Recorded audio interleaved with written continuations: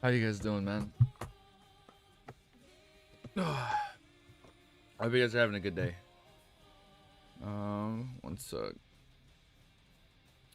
So, is he gonna eat for 4 hours? Is gonna be streaming for like 72 hours straight. What's up, Wiz? Yeah, today's gonna be a gameplay stream. Oh my god. About getting personal, I'm not 100% today. But we're gonna try and read what we can today. I don't think we're gonna do 30 chapters today. Yeah, not fully myself today. You know, not in the right headspace, but that's not gonna stop us. We're gonna read it a little bit, and we're gonna see how we do. You guys let me know though, okay? How's my pimple? I have a pretty bad pimple like right here, and I don't want to pop it, cause then it's gonna be bad. Shit, man. No, it's okay, Wiz.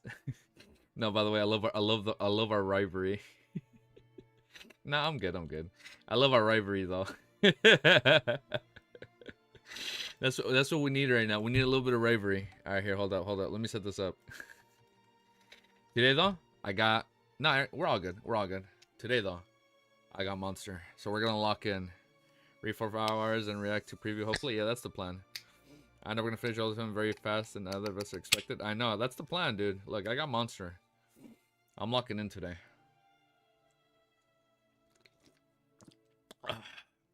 We're gonna take it a little slow today, though. Sorry. Me modding is like a 9 to 5 for me now. I'm sorry, Romero. Here, you can nominate the next mod if it helps. Whoever's the next mod, you let me know. You let me know, Romero. Whoever else you need for backup, you let me know, dude. He scanned us with the 30 chapters. Truly a believer. No, never. We're gonna keep going. The plan is to go all day, all night. Are you guys ready? Yo, wait, the Wiz passed me, by the way? Are we good? Alright, here, hold up. Let me set this up.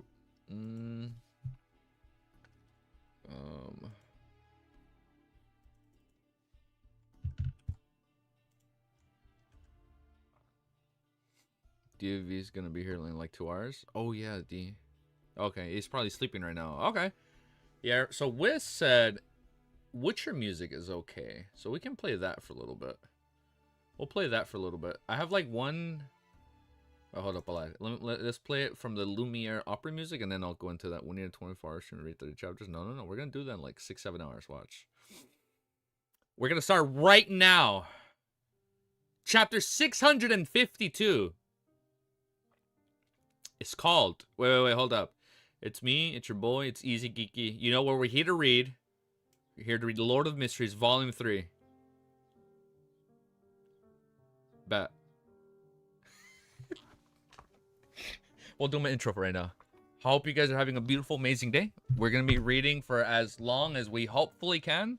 We're not in the right headspace, but that's not going to stop us. We're going to keep reading. We're going to persevere, and we're going to see how far we get today. So if you like what you're going to see, make sure you like, comment, subscribe, share the video, show it to your bus driver, show it to your friends, show it to your enemies, and thank you guys for 2,600 subscribers. Thank you. All right, you guys ready? Wait, hold up. And then thank you to all our members. Thank you to all our mods. Thank you to everybody that's been tuning in like daily, every other day, whenever they can. They watch the boss, they watch the lives. Thank you guys. Peak moment coming. I'm ready. I'm excited. How much can we peak today? We're gonna find out right here, okay? We're gonna find out right here. Let me just do my timestamp before I forget. 1 hour. What the fuck? 1 hour? 1 minute.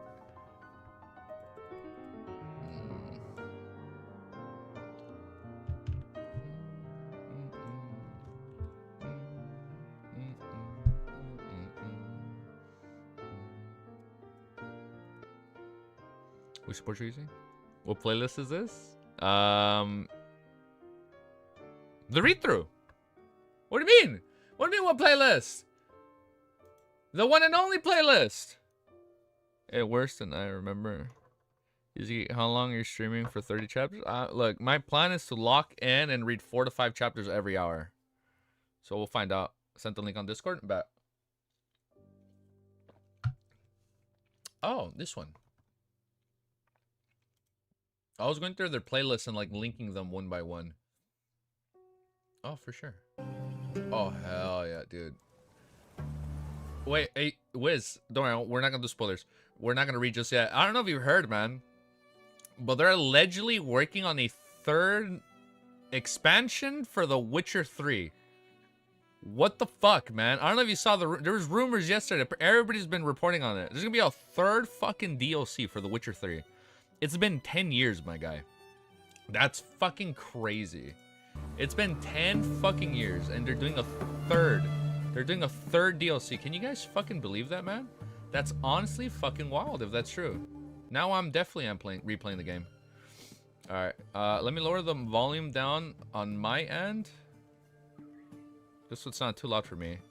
I'm gonna put myself at like 70 right here. Wait for real? Yeah, dude. Everybody started reporting on this shit yesterday, bro. The stream is clickbait? No, it's not gonna be clickbait. Watch right here. Hope you guys are ready. You're gonna see the sunset on this stream right here. Yeah, you're gonna see the sunset right here on stream today. Blood and Wine is the best DLC. Ooh, it is. It is, man. But apparently there's gonna be a third one, dude. Apparently there's gonna be a fucking third DLC after Blood and Wine. That's the shit. Oh my god, you can see Ellie's hair. I was combing her, man. Off stream, man, she's been starting to get fleas. Even though I got her a flea collar, so I've been just like cleaning her religiously and like combing her hair, and I'm like, ugh, now I'm getting hair all over me. All right. Now we read. After one more sip. 1 cup of coffee and 1 cup of G Fuel isn't cutting it. We had to level up for today. Ah. All right, now we're gonna start. How's the audio for you guys, by the way? Is it good? Oh, this one. See? I was going through their playlist. Oh, this one. It's not that bad. I was. 1 cup of coffee and 1 cup of G Fuel. Okay, it's not that loud. Okay, it's not that loud. We had to level up for today. That's chill. That's chill. Now I can mute myself. Okay. Okay, we're good. All right, now we can continue. Oh wait, what the fuck? Now there's no music because I paused it. All right, we're gonna loop it. Oh, it's too loud. Now we're gonna put it like right here.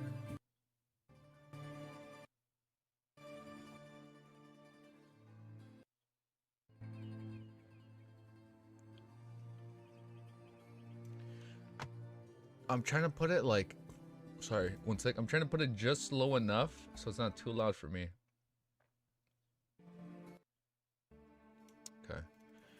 No Twitch stream. I actually haven't even linked up Twitch again. It's been a cool minute. I know that's the one thing I feel bad about. I haven't linked it.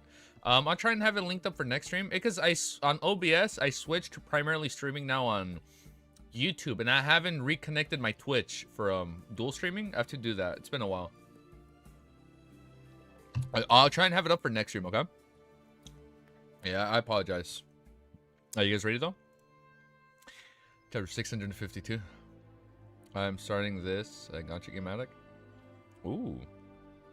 Gacha games are fun, man. I had to, like, I have to hard stop myself from playing gacha games. I play them in bursts, right? You're gonna head out now? No, that's right. It's okay, Wiz. Have a beautiful day, okay? Let's see how far we're gonna get today. And we'll see if a new trailer drops today. Chapter 652 is called Mermaid Clues. Strongest Hunter Klein was shocked by his nickname. After carefully recalling, he realized that the man didn't have a bounty on his head. This meant that Anderson Hood's description of himself in the dream world was real and reliable. He was more of a treasure hunter. Unfortunately, German Sparrow hasn't killed any pirate admirals. Otherwise, I would have been the strongest hunter. Klein didn't let down his guard as he coldly looked at the man. As long as Anderson Hood showed any signs of abnormality, he would immediately throw the charm in his hand. After all, the activation incantations was all the same. At his sequence, he could do it simultaneously while injecting his spirituality. Upon hearing the Admiral Star's introduction, Anderson seriously shook his head. No, I'm not the strongest hunter. Oh, he's still rather humble. Klein silently sighed inwardly. Anderson chuckled and added, Admiral Stars, if you really insist, then it's best if you add a condition below that of a demigod. Yes, the strongest hunter below that of a demigod? Oh. I take back what I just said. The corners of Klein's mouth twitched indiscriminately. Seeing no response from the Admiral stars, Anderson naturally lowered his arms. These waters are very dangerous, but it contains many treasures. In regards, I believe the two of you are very aware. In the past, many adventurers, or more precisely treasure hunters, have entered these waters to seek out fortunate encounters, but most of them didn't leave these waters alive. I'm talking about most, so there are already some lucky ones who can obtain the items and ingredients while successfully leaving. The treasure hunter team I was in, organized by 2 treasure hunters who are experienced in this area. They claim to be very aware of which ruins are not to be explored in the first half of the safe route and which ruins could be attempted. They also claim to know which methods should be used to hunt various kinds of monsters, as well as the methods should be used to avoid evil creatures who have lost their control. I've always been curious about these waters and was successfully convinced by them and joined the expedition. And then, Cattleya looked at the figure opposite her with her black eyes that had just a purple hue. Anderson sighed and said, "It's very smooth in the beginning, as smooth as it can be. We avoided danger and obtained many of the relics left behind by the former explorers. And we also hunted some monsters and obtained several ingredients. Everything changed when we discovered a strange temple on a submerged island. There were many murals which remained intact. This gentleman had also seen in the dream world. He used his chin to gesture at Klein. That's not important," Klein replied calmly. Anderson shook his head and smiled bitterly. Okay. One of the murals was very sinister. It described a pilgrim proceeding forward amidst a parted sea. That's what we learned last stream. The leader of pilgrimage is depicted as an angel having long silver hair that reaches back. He was very mild facial features. I was the first to arrive in front of the mural. I reached out my right hand and habitually outlined the various lines in the mid-air. It's true, I really didn't touch it. I was at least 5 centimeters away, but to my surprise, the angel in the mirror suddenly... What the fuck? He opened his eyes? Everything changed when the Fire Nation attacked. I was at least 5 centimeters away? Centimeters... Is that in inches? Sorry, my American jogging. We go by inches, not centimeters. Hold up, I'm forgetting.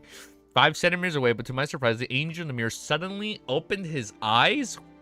Your nickname as the strongest hunter must have been forced as a result of you attracting too many problems. Klein scoffed silently without any sense of pity.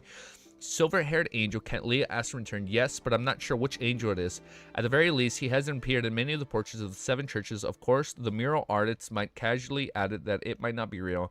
Anderson was just about to raise his hand to comb his hair when he discovered the man wearing a round neck shirt, a brown jacket, a pantaloons with a dark-colored cap was coldly staring at him. It appeared as though any abnormal action would result in the man attacking without hesitation. But at that moment, Klein was thinking about something else. This fellow is very professional when it comes to art. At the very least, a typical person wouldn't be able to know of the many religious portraits. Cattleya, who didn't receive an adequate answer, immediately turned her head towards Klein, her gaze filled with an inquisitive look. She had just heard from Anderson Hood that German Sparrow had seen the mural. Perhaps a member of the organization had been gifted by the Lord and can recognize the angels. Cattleya had an inexplicable feeling that German Sparrow might really know the answer, considering how Mam Hermit would be able to obtain the answer to the next Terror Club from a casual question. Klein didn't hesitate to simply say, "Tell Devourer Ouroboros." Tell Devourer Ouroboros, that angel of fate, the king of angels. Cattleya unknowingly pursed her lips as the purple hue in her eyes turned slightly more obvious. This is getting good, dude. The last time she had heard this name was from the Terror Club, thanks to Miss Justice. And that was her first time learning of the existence, the king of angels. She never expected to obtain clues of them in the real world in just a few months. Tell Devourer Ouroboros. Anderson ruminated over the name in a daze. Klein didn't speak out further, showing his disinterest in explaining. Seeing how the Admiral Stars wasn't speaking a word, Anderson could only laugh and continue. I thought I was hallucinating back then because the mural didn't show any abnormality after that.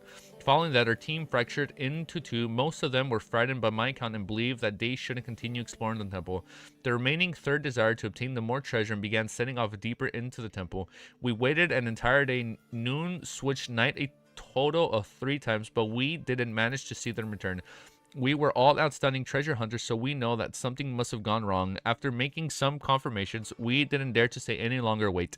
We immediately left the temple and got onto the ship to return to the way we came. We had already received plenty and we didn't wish to take any more risks. Wait, none of you had the intention to save your companions? Yes, a treasure hunting team that is temporarily put together will only bother with themselves and a few friends that are familiar with when they encounter danger. According to my experience, these companions of yours vanished, might be eating the finger of corpse. fingers of corpses. Klein lampooned and didn't reprimand Anderson. Anderson sighed and said, after leaving the temple, I discovered that there was something abnormal about myself. On the other hand, I became very unlucky with everything I do failing, even when drinking light beer in silence. I realized that someone had used a beer barrel as a toilet and pissed in it. Ugh, that's so unlucky. Well, that's not what I encountered. It was my companion. On the other hand, we obtained control of ourselves in our dreams. We're no longer in a reverie and knew something, but we had no means to take action. Therefore, a number of companions, a third of the original number of people, ventured deep into the dream. They never returned. Katlia, who had been listening in silence, asked, what about their bodies in the real world? They mutated into monsters, killing quite a number of the remaining companions and sailors. Anderson took the obvious deep breath. We might have successfully killed those monsters, but due to the lack of sailors, as well as our encouraging a streak of bad luck, we failed to reach this island in time before the storm arrived. Therefore, our ship sank. Likewise, for our loot, the rest of my companions either drowned, got struck by lightning, or got eaten by underwater monsters. I didn't see all of it myself. As for me, I was relatively stronger and luckier. I was sent flying by the waves and successfully swam to the shore of this island and began attempting to create a canoe to leave this area. As you can see, even my final action shattered, and it was also reflected in the dream. Anderson's final sentences were directed at Klein. They really are a treasure hunting group plagued with bad luck. Klein inwardly drew the crimson moon for him. He believed that Anderson's description was likely real. His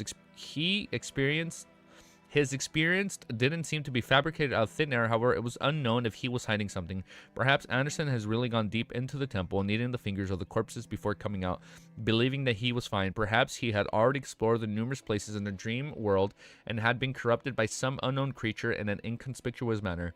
After Anderson Hood finished recounting his experience, he smiled at Ketlia and the man who didn't know the name of. Do I have the honor of being a passenger on your future? I will pay for the fare. He looked as if payment wasn't a problem at all. Katlia once again turned her head to the side towards Klein, as though asking if he would accept. Of course. But then we might get his bad luck, dude. That is to say that you are learning towards accepting his request. Aren't you going to do any tests? I have to go above the great fog to divine before I can provide a clear answer. What gives you confidence? A beyonder power obtained once a mystery power reaches sequence 5. Klein figured out a lot of information from Katlia's gaze. Just as he was hesitating, Anderson hurriedly said, I'm very familiar with the route ahead. I can help you avoid the latent dangers on the safe sea route, and I can tell you which ruins aren't to be explored. I can also give you early notice to avoid the singing voices of the mermaids in time. Singing voices of we need him. We need him on the team. Singing voices of mermaids. Klein nearly lit up, as it took him a great deal of effort to maintain Germansboro's image. Yes, a day's voyage from here, and I mean a day in terms of the world outside.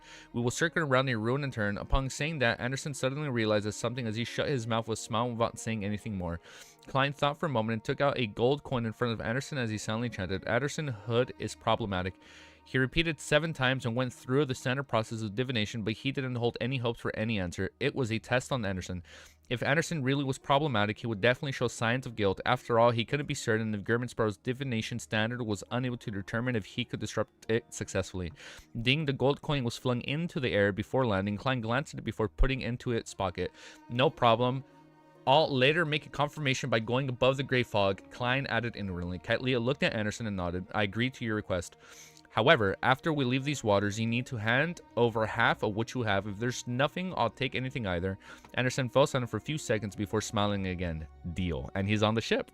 Having found a way out, he clearly relaxed as he smiled. Also, I have to warn you that although my bad luck is limited to me alone, you should be careful because I might attract monsters. Dude.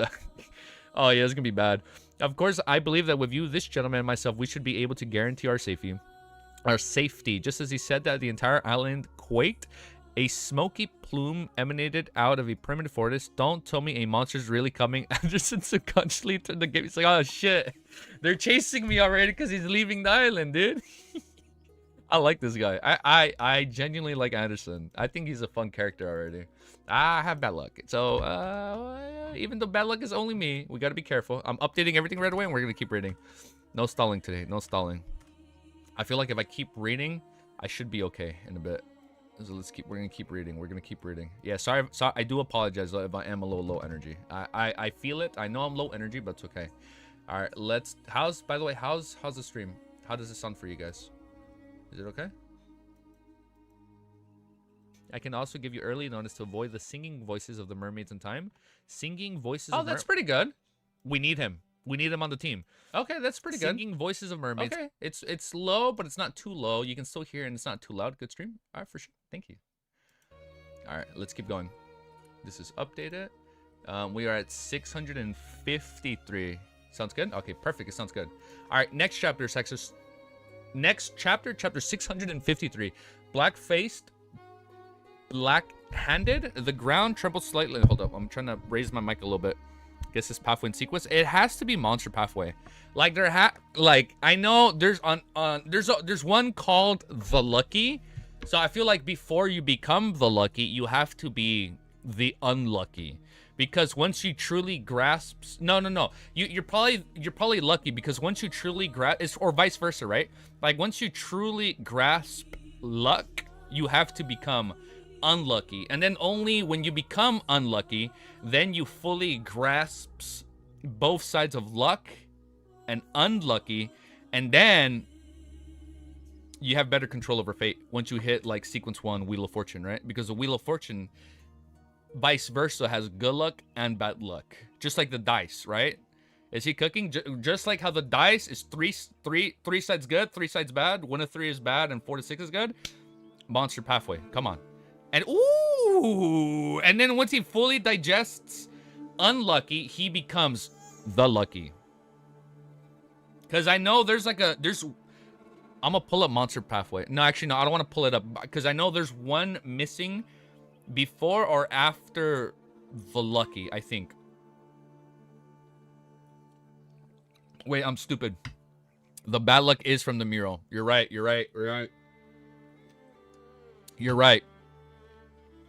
From Ouroboros. Hey, my point still stands. Hold up. If you're being unlucky because of the mural, and you're taking on like an authority, right? And Snake Devourer Ouroboros is probably part of the monster. He's from the monster pathway, correct? Yes, because he's an alleged Snake of Mercury, right?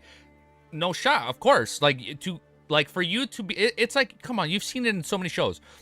For you to have all this luck, you need to make other people unlucky. Because once you, by default, when you make someone unlucky, you become the lucky.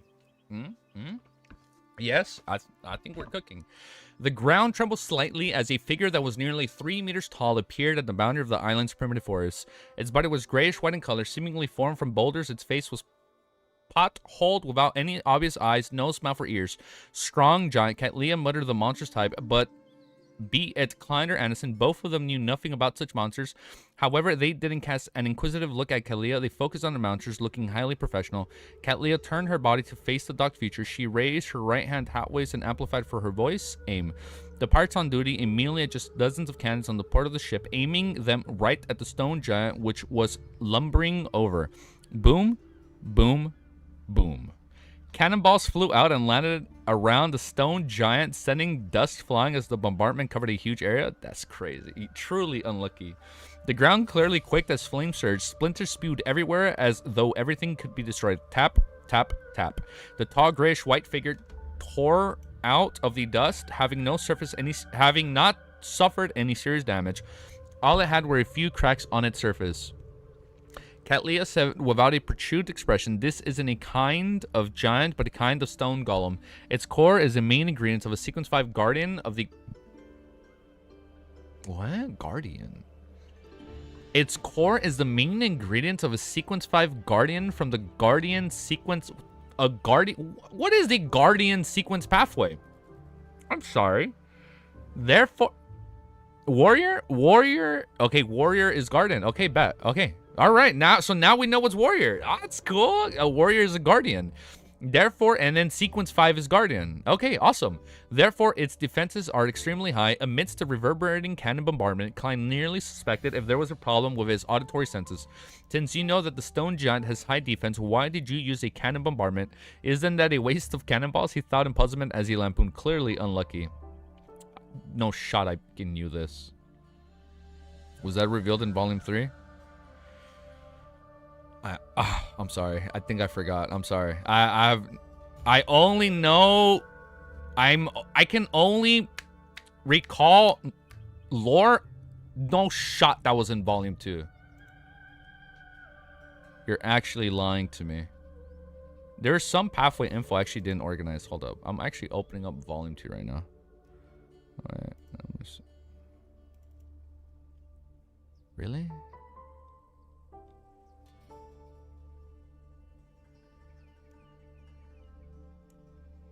Warrior. I don't think I have it under warrior. Oh! No! I could be wrong. For warrior, I wrote down giant pathway. Warrior is the giant pathway. Warrior was revealed to be the giant pathway in Volume 2. Warrior, Pugilist is Gladiator, and then you have Weapon Master, Dawn Paladin, and then it was Guardian. Oh yeah, Guardian, and then it's Demon Hunting. Demon Hunter is also called the Giant Pathway. Oh, Guardian Giant Pathway. Oh, okay.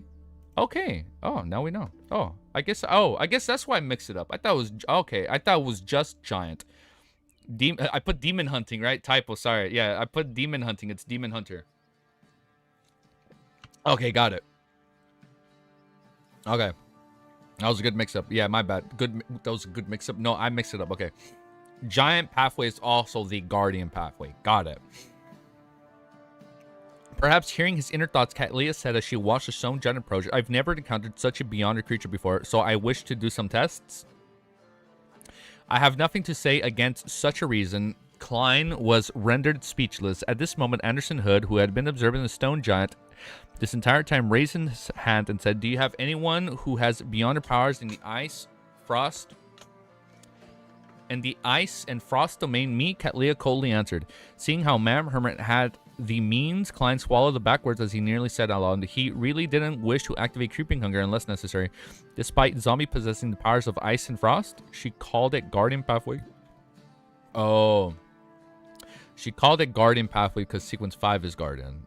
And then Guardian is before Demon Hunter. Got it. So that's why she called it. Oh, the Guardian Pathway. Got it.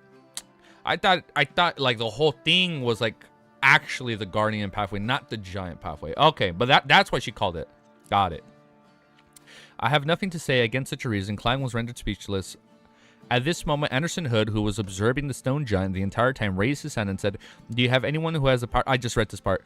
He really didn't wish he believed that he couldn't find any suitable food on the island. Cattleya took out a grayish-black scroll from a secret pocket in the warlock robe and softly chanted a single word in ancient Hermes, freezing. Suddenly, the scroll was consumed by icy blue flames, and immediately there was crystalline streams on the light appearing in midair. They flew towards the stone and giant and froze the target within as icicles hung from it. Amidst jarring, cracking sounds, the ice layered, cracked, and turned as the stone giant slowly walked out of the zone. However, its grayish-white exterior had turned a darker shade. Its motions were a lot stiffer than before. At this moment, Anderson raised his hands as though he was a conductor gesturing for the audience to give their applause. Orange-yellow flames, which were almost white in color, sprouted at the stone giant's feet as though it had stepped into a particular trap. Its surface rapidly produced a bout of steam as cracks spread across its body in the form of a deep fracture. Anderson pulled back with his right arm as a burning white spree condensed in his palm.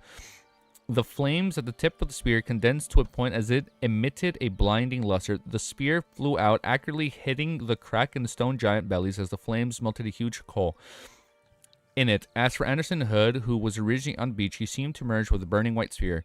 The flames brightened as he strangely appeared behind the stone giant. He held his left hand in a fist as his arm bulged. With an uppercut, he struck upwards from the hole and into the stone giant's heart. Look at that, dude. This simple-looking strike created an exaggerated effect. The stone giant immediately froze on the spot as crackling sounds constantly emitted from its interior. In seconds, it had crumbled into rubble. This reminds me of those stone giants in God of War. God of War PS4, right? Or like or like even in Ragnarok, the stone ones you fight and then like you have to like aim for the stone heart. Yo, what's up, dude?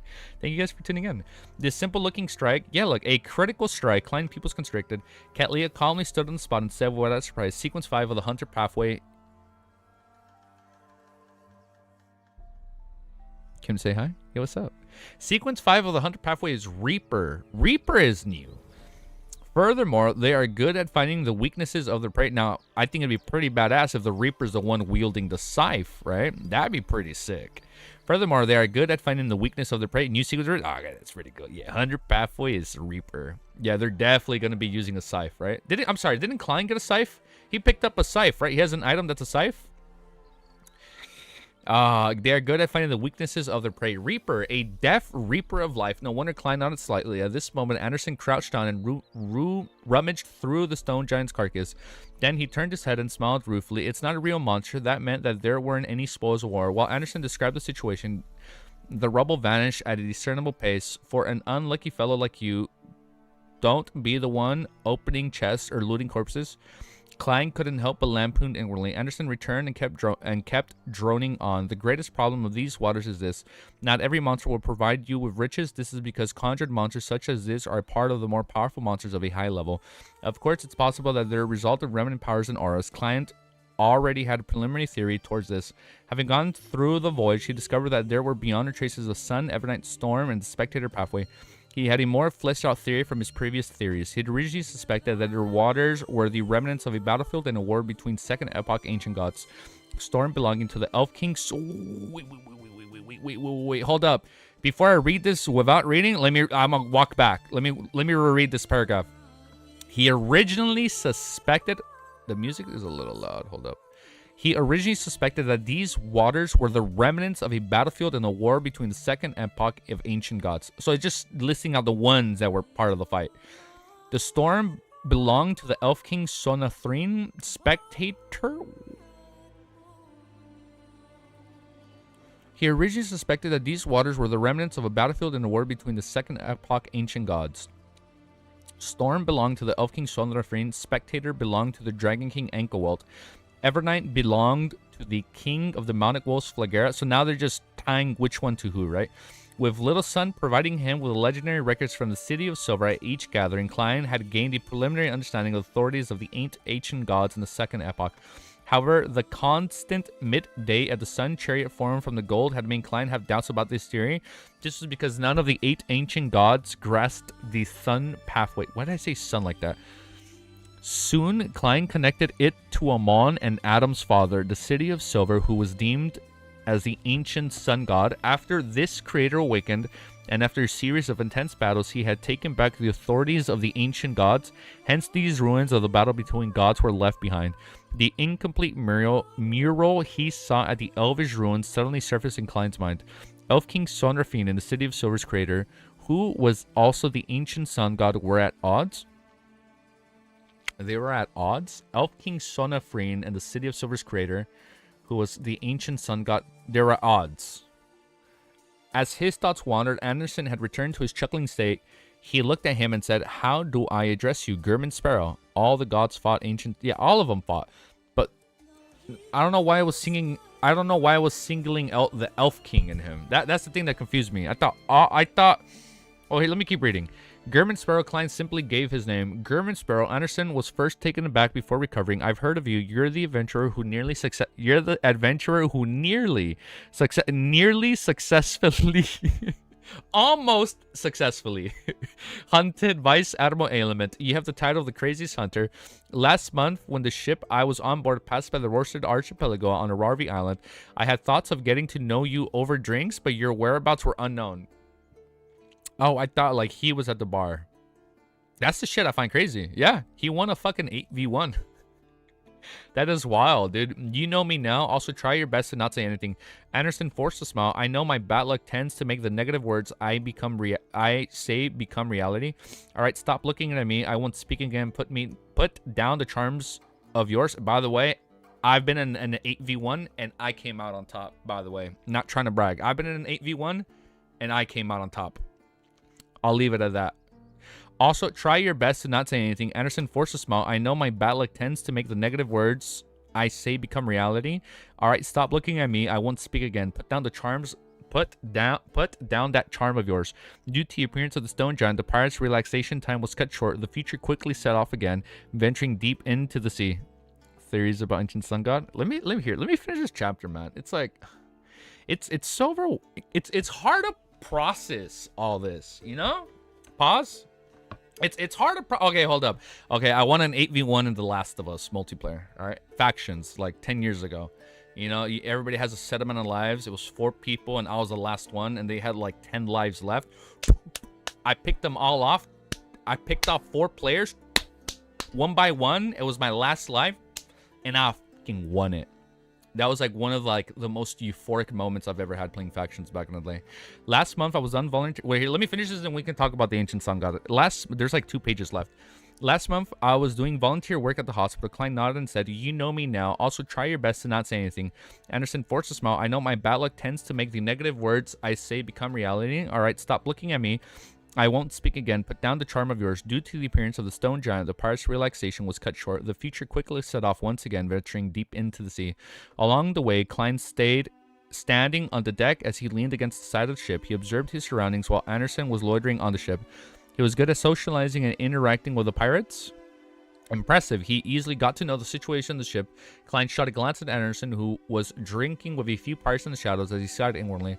Of course, the strongest hunter probably doesn't know that the alcohol he's drinking has a sedative of unknown origins. Klein held back his laughter as he thought mischievously. With Anderson's help, the future circled around about 2 hidden maelstorms and a floating palace ruin as it continued down the safe sea route.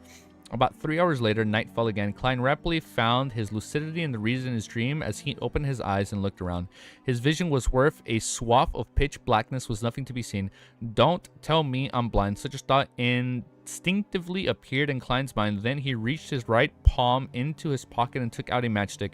This was a component that every magician needed for his spells. With familiarity, he took out a matchstick and ignited it. Immediately, a weak flame appeared in front of Klein's eyes. The flame struggled as it bloomed, slightly illuminating his surroundings. He was in a prison cell, one with an unlatched gate made up of metal railings. Why would I be here? I'm neither beside Admiral Stars in the mural hall where Anderson was. I'm randomly placed in a particular area. As his thoughts raced, Klein flicked his wrist and extinguished a matchstick that nearly burnt his fingers. A resplendent glare of the sunlight bloomed on his left hand, and his eyes had 2 miniature suns. A resplendent layer of sunlight bloomed on his left hand as his eyes had 2 miniaturized suns. With the soul of the priest of light, he obtained night vision. He just has night vision like that. With the soul of the priest of light, he obtained night vision from the light of holiness. As he observed his surroundings, Klein saw that the cell wasn't too cramped, but the floor was dirty and messy. There were many footprints, a mystery as to what previously happened. Most of them are human footprints. A few of them are rather exaggerated, likely belonging to giants. The single bed is broken in the corner while there's a key beside the door. Someone succeeded in a jailbreak. Klein came before the unlocked metal gate and carefully looked outside. The prison was filled with the darkness, and the darkness enveloped a stone-paved corridor, and across from him was a cold but solid wall. The path extended continuously on both sides as though there were more prison cells. Klein retracted his gaze, picked up the key on the ground, and locked the gates. He didn't attempt to head out as he continued staying in the cell. He clearly remembered that Will Ossipton has advised him not to explore the dream world. Therefore, he planned on awaiting the arrival at noon. So what if it's a prison cell? It's not like I'm leaving, like he just waits there. Klein hurried in the corner, sitting on a half-single bed, seemingly blending in with the rich darkness around him. In this extreme silence, Klein suddenly cocked his head since he vaguely heard light footsteps. The sounds of footsteps came from afar in the ethereal manner and the slowly frequency as it approached him. Who is it? Hold up, let me just do this timestamp. Wait, hold up. No, look, this is what I'm thinking. I'm thinking the ancient sun god is just I think he's misunderstood. Ancient sun god went on an Elden Ring playthrough Dude, it's like Chad Ancient Sun God over Crunch Eternal Blazing Sun. It's like Chad versus you don't think it's weird that he won against 8 gods? Dude, so Ancient Sun God won at 8v1. And I'm assuming the reason why they probably wanted to fight him was because all of them were all the other 8 ancient gods were depicted to have been corrupted through the abyss. I know I keep focusing on the abyss, but I feel like all of them were like low-key corrupted by the abyss, and that's why the lands were forsaken, right? And then Ancient Sun God, the OOG, had to like step in and protect the land. Protect the land, and like through the aftermath, he became corrupted. So now he's corrupted not by, like, now he's evil, but like not by choice, right? Because he probably took all the authorities from the 8 ancient sun gods, right? And then what was it that was revealed in volume 2? Like, he became more than Sequence Zero, but not only because he took on like all the authorities from all these corrupted gods, like by default that corrupted him. But then now it's like when it comes to Eternal Blazing Sun, we don't know shit about him. Like, we literally, is like he's just depicted as a sun when you looked at him. That was like the only description we got about him in volume 1. And I know that's going to come back into play. So I'm thinking the Eternal Blazing Sun is like actually low-key the ancient sun god. But like the reason it looks like a sun is because like he's like a cocoon, right? Like he's waiting to be reborn or whatever. I don't know. I really don't fucking know, man. But like the speculation part of Lord of the Mysteries, I'm sorry, hold up. Fucking, I am a blasphemer. I apologize for that. Like, low-key, the speculation part is really good in the series because like you don't know. I'm pretty sure smarter people out there have been able to like pick up on all these, what the fucking, raise my thing higher, have been able to pick up on all these subtle clues from like volume 1 or volume 2 or like even this, but like I don't know. But here, read my last message, please. The mural of the gods corrupted coming out of the abyss was a true creator murals saying other orthodox gods are actually evil. Yes, but they became corrupted, right? But maybe they became corrupted because of the abyss. Because we know in the volume 1 Donghua trailer, they have like a humanoid form, no, they do not look humans in the trailer. They do look twisted, so they probably are actually evil. I'm pretty sure that's been set up since like volume 1, volume 2. No, it was it was the 4th epoch propaganda. The true creator could be using you see that's where I'm conflicted. I don't know what's propaganda and what's not propaganda when it comes to all these creators in this series. All right, when I'm reading lore from like a crazy lunatic from a cult, people are like, "Wait, man, he's probably just hyping them up." He's like, "I don't know that." Nah, you see, that's the thing I like about this series. I don't know what's real and I don't know what's not real. You know, you get me? The real creator is a real good guy. The true creator is really good. You know what, Romero? In some crazy twisted way, that's probably true. You know, like at the end of the day, what is it to be evil? Like, you need to become evil, right? It's like I forget where the saying comes from. It's like you pick the lesser evil. Like, there is no good guy, there is no bad guy. Like, you pick the lesser evil. Clip that for the future. Like, all I'm saying, it's like I feel like the true creator is the lesser evil, and like maybe he is understood, and like we just don't know that yet because he's fucked with us on such a personal, fundamental level that I fucking hate him. But like, there has to be a reason. Like, why haven't all the Orthodox gods descended since the 4th epoch? Like, are they hibernating, regenerating? That yeah, like Megoose, that fucking trust me. I don't know if I want to trust that dude, but you know what? We gonna keep reading. We gonna keep reading, and we gonna find out. We gonna find out if we gonna trust you or not, Romero. It's gonna be a while, but we gonna find out. Hell, pause. Hell yeah. Oh, hell yeah. Pause. All right, now we keep reading. I don't know, man. It just there's a lot of theories. I don't know who's bad. I will not tolerate true creator slander. Shit, man. Maybe you guys are onto something, dude. Yeah, maybe you guys are actually onto something. Let me do my timestamp. I'm gonna turn on my fan because it's getting really fucking hot in here. It's like the summer is around the corner, and it's like this computer does not help with the heat. It's like a fucking oven in here. Ugh. From now on, he only knows King of Angels. Wait, hold on. Yes. Are the strongest angels that... Yes, I do know the strongest angels are the King of Angels.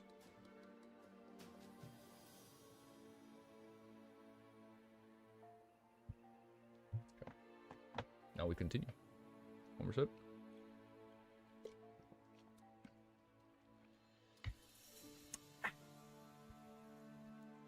You guys ready? Next chapter. All right, next chapter, 654, is called Prisoner and Guard. No way, I haven't gone anywhere. Has the far-reaching hands of the trouble come out on its own? Klein revealed a grimace that didn't grimace. The grimace shake. I understood that reference. That was like hot of the block last year at Anime Expo. They had like a grimace shake stand and everything. Klein revealed a grimace that didn't match Gurman Sparrow's persona. He nearly drew a gasp. The only thing that stopped him from doing that was because it would cause quite a stir, making trouble discovering his hiding spot. No longer a green nighthawk, he rapidly made up his mind. He held his breath, slowly stood up, and moved to the side of the metal gate. Without a sound, he secretly and silently looked in the direction of the incoming footsteps. He believed that since hiding and avoiding it wasn't necessarily useful, he had to determine the danger revealing around his situation so as to make the best choice. The two miniature suns in his eyes dimmed as Klein waited for nearly a minute as he heard the footsteps turn heavier and clearer.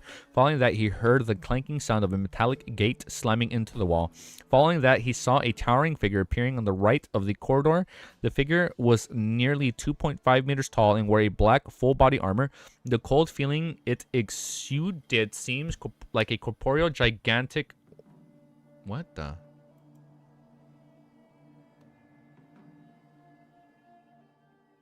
That was weird.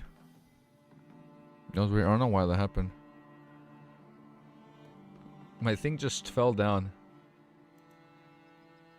Wait, hold up. Slash ancient sun god. Hold up. I'm fixing the title for the last chapter. Ancient sun god.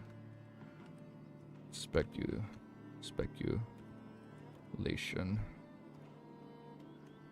Wait. Ancient sun god speculation was from last chapter. Hold up. I'm just adding that to the timestamps at the very end, just so I have it. Alright, okay, now we're good. I don't know how my thing fell. Moment, please. Well, let's continue from right here. No longer was the armor, right? The figure was nearly 2.5 meters tall and wore a black full-body armor. The cold feeling it exuded seemed corporeal like a gigantic knight. His aura was converged and he was stayed like a deep sea. In the space where his eyes were, there were two deep red glows that flickered. In his hand was a broad black sword, Krieg. He pushed open the metal gate to the cell and stepped in. He circled the cell, seemingly in search of something. Man, is he... It was an instant Will's messing with the stream, dude. Yeah. He's trying to make me lose the race. That's why the camera fell. Man, is he trying to find a particular prisoner? I'll definitely be discovered if this continues. Klein hesitated for a moment and wondered if he should leave the cell and search for a way out before the figure came close, or to sneak in an attack to finish the target in a clean swoop before continuing to huddle in the corner and await the end of the dream.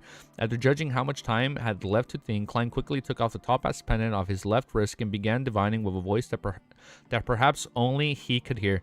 That night from before is very strong. After quickly repeating it 7 times, Klein opened his eyes to see the topaz pendant turning clockwise at a high frequency and large amplitudes.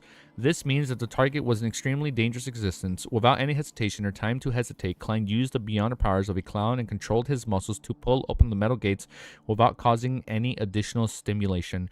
Then he took the opportunity when the black armored entity entered another cell to gently walk out in the corridor and rapidly headed left with his body crouched.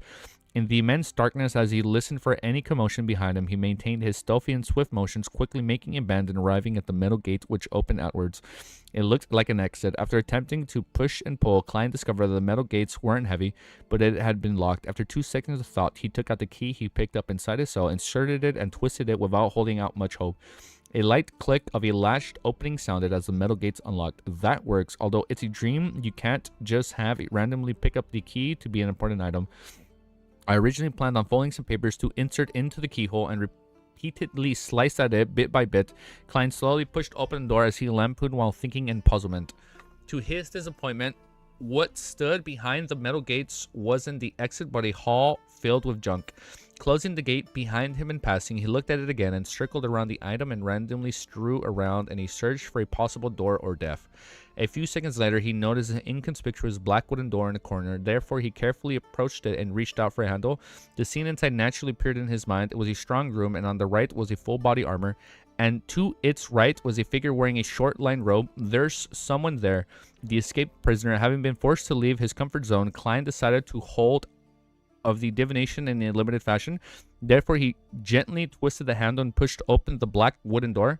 He wanted to gather information of the general situation so as to determine where to engage in combat or flee at the critical moment in time. Who is it? The figure wearing a short linen robe hurried but softly asked. Its voice was filled with despair and pain, and eventually Klein succinctly answered. He had already used his night vision to discern the figure's looks. It was a man with a weathered face. He had wrinkles on his forehead and the corner of his eyes and mouth, but his hair waved raven black and lustrous. There wasn't a single strand of gray hair. His short linen robe was ancient and simple. His expression was distorted due to the pain. He rarely seen pure black eyes were filled with an unconcealed surprise and puzzlement. Adventurer, why would you be here? I maintained a certain distance from the man who was difficult to discern whether he was considered young or old. He stood by the entrance and looked at him. Before asking others, introducing yourself is a necessary form of politeness. As a faceless, he's just short of sizing him up before he had made him grasp the man's features.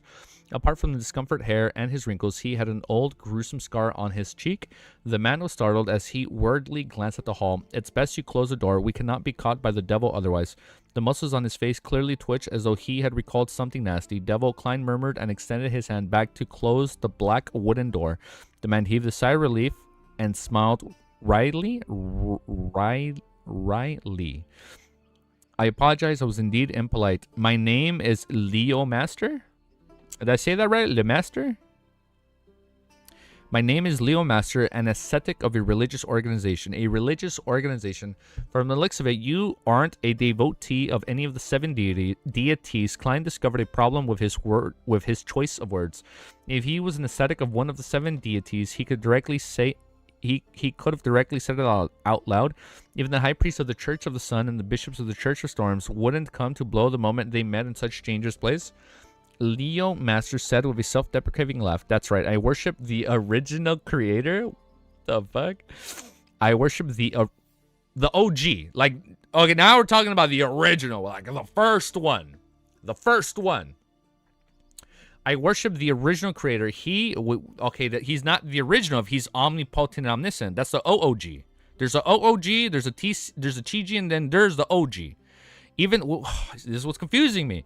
He is an omnipotent and omniscient existence. Oh, no, they're just saying he is, but like he's not that OO existence. The source of everything, great. He is the beginning and the end. He is the God of all gods. This original creator. Okay, but the original creator and the omnipotent creator is the ASG, the Ancient Sun God. The Ancient Sun God is the one that has the title of OOG, omniscient, omnipotent. I guess that's what confused me. When they title the original creator, oh, he's also omniscient and omnipotent. I'm like, wait, I thought that was the Ancient Sun God. I thought he was omniscient and omnipotent. There are thank you, Hope. But yes, I get it. He's the original, like the beginning and the end. Like he is the one that started it all, and everything will eventually return to him. I got it all. Upon hearing how this person revered the original creator, Klein's first reaction was that it was the Twilight Hermit Order. Maybe. However, there are also some smaller denominations of the northern and southern continents. There's quite a number of people who believe in the original creator. Klein deliberated as he asked, what's the name of that religious organization? How did you end up here? Leo Master hesitated for a moment before saying, to the far east of the Sonia Sea is where my lord sleeps. And that's where Jack and his dad got lost. His sacred mountain is hidden somewhere there. Okay, that sounds like a bridge to the Forsaken Lands. I led a pilgrimage here in an attempt to witness his miracles to redeem myself. Perhaps as a necessary test, we were caught by that devil, and one by one we died. Later, I seized the opportunity to escape the cell and hide here, awaiting for the devil's departure. Klein thought for a moment before saying, do you know of the name of that devil? What characteristics does he have? Leo Master, shook his head and said in a somewhat puzzled manner, I do not know his exact name, but many pilgrims seem to know him. They call him the Saint of Darkness? Okay, that's new. Saint of Darkness, a demigod. Is this Leo Master's dream, or is it the demigod's dream? For the outcome of my divination, it's likely the latter. Otherwise, if it's likely the latter, it's the demigod's dream. It's likely that otherwise it wouldn't be that dangerous. Klein was about to continue asking which organization Leo Master was from and determined the beyonder powers of the Saint of Darkness when he suddenly noticed a full-body mirror opposite of the ascetic through the corner of his eyes. In Mysticism, mirrors were passages that connected hidden and unknown worlds. It easily brought about terrifying accidents. Therefore, Klein, who was in a dangerous dream, carefully walked out and planned on using the powers of the Priest of Light to destroy the item. No, don't. Leo Master seemed to sense Klein's intentions as he cried out softly in horror. Without it, I will immediately lie. Ah, Klein, look at the mirror again in puzzlement. Although the environment was abnormally dark, the mirror clearly reflected two figures. One of them was Leo Master with his numerous wrinkles and the raven black hair. The other was the thin-faced, black-haired and brown-eyed German Sparrow who wore a cap. At this moment, the German Sparrow in the mirror slowly moved as his head, even though Klein didn't make any movements. He revealed a deep, sinister smile towards him. The mirror surface suddenly rippled as a hand reached out. With just a blink of an eye, German Sparrow, who looked identical to him, crawled out of the mirror. Ugh, this is gross. What the fuck? With just blinking his eyes, the German Sparrow, who looked identical to him, crawled out of the mirror. Ugh, oh my god. His face was tainted with an obvious sinisterness. With an obvious sinisterness. I know it's sinister, right? But I've never said sinisterness. That's a hard one. Sinisterness due to the darkness cloaking it. How terrifying. Unfortunately, I don't look like German Sparrow, therefore you failed to scare me. If Zoe McGurry came out of the mirror, I might have been woken up out of fright. Klein calmly looked at his counterpart, raised his left hand, which was shrilled with layers of sunlight. The sinister German Sparrow smiled as he raised his left hand as well, making a darkness that's sick. Look at that. One is light and one is dark. Making a darkness that was made up of magnificence and sinisterness surface on his glove. This corresponded to the powers of the Baron of Corruption, my clone. Klein's thought as he raised his... This is so sick. Like, you fight yourself? Like, you fight like an evil version of yourself? My clone, Klein thought as he raised his right hand expressionlessly. From out of nowhere, he held a short, milky white scepter in his palm, and its tip were embedded blue gems. Sea God Scepter? Alright, there you go. Although his actions in the dream needed to abide by logic in order to achieve the desired effect, Klein suspected the illusionary world was unable to influence the mysterious space of the Grey Fog. Therefore, he attempted to simplify the ritualistic process and told himself that the Sea God Scepter was stored in a similar unique zone in the spirit world. He could retrieve it whenever he wanted. Okay, that's a good workaround. The outcome from his attempt delighted Klein. Indeed, the dream world was unable to differentiate between a unique zone in the spirit world and the space above the Grey Fog. It can't tell the two apart. With the premise of the Sea God Scepter belonging to him, the sealed artifact at the demigod level was retrieved. It really works, otherwise I'd have to engage in intense battle. Klein secretly heaved a sigh of relief. He similarly believed that the mirror was unable to replicate matters related to the Grey Fog. The sinister German Sparrow looked opposite him in a dazed state. He instinctively raised his hand, but his right palm was empty. Then he saw countless bolts of silver lightning shoot out, enveloping his hand, causing him to expand on paper figures substitute after another without being able to escape from the area. With a sizzling sound, a huge ball of lightning illuminated the cramped room, which provided no room for dodging. Following that German Sparrow from the mirror vanished.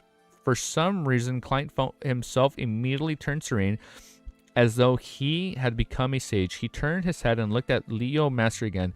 What's the name of the religious organization you joined?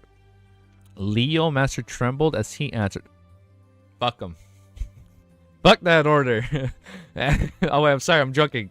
He answered the Aurora Order. Aurora Order. Klein was stunned as he couldn't help but prick up his brows. At this moment, there was a... Wait, I'm sorry. I thought the Aurora Order believes... My people... The Aurora Order believes in the true creator. If he's part of if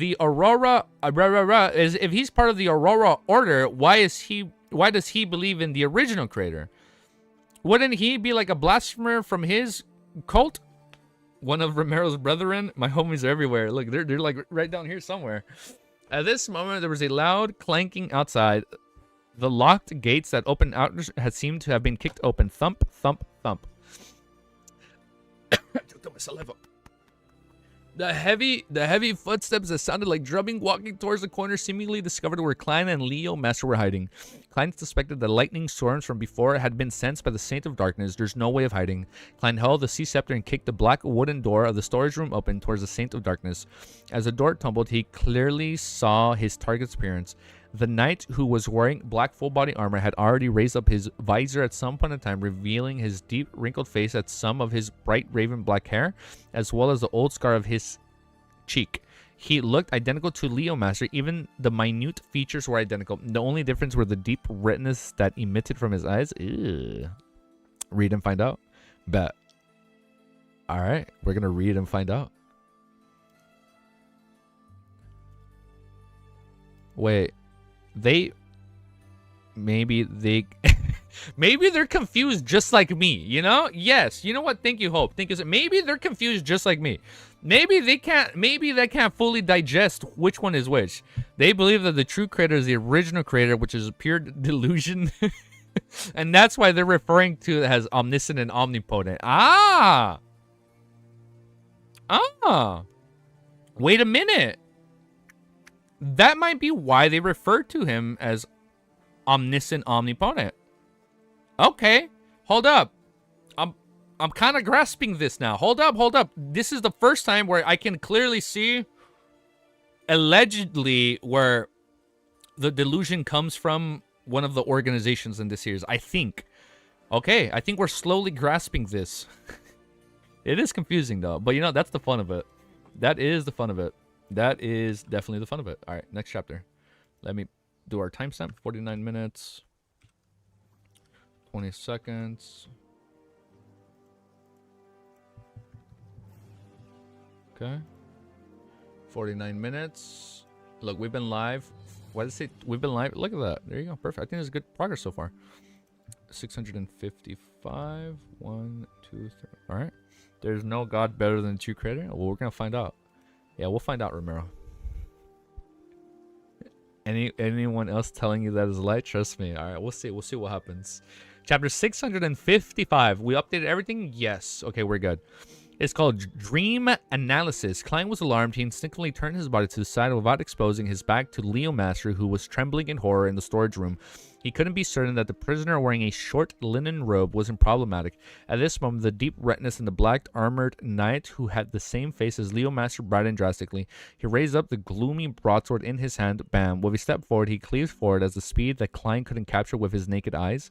At the same time, Klein, who was standing to the side of him, subconsciously raised the sea scepter and made the blue gems at its tip light up simultaneously. Hold up. This is a fight. Wait, what are we doing? Hold up. Hold up, this is a fight.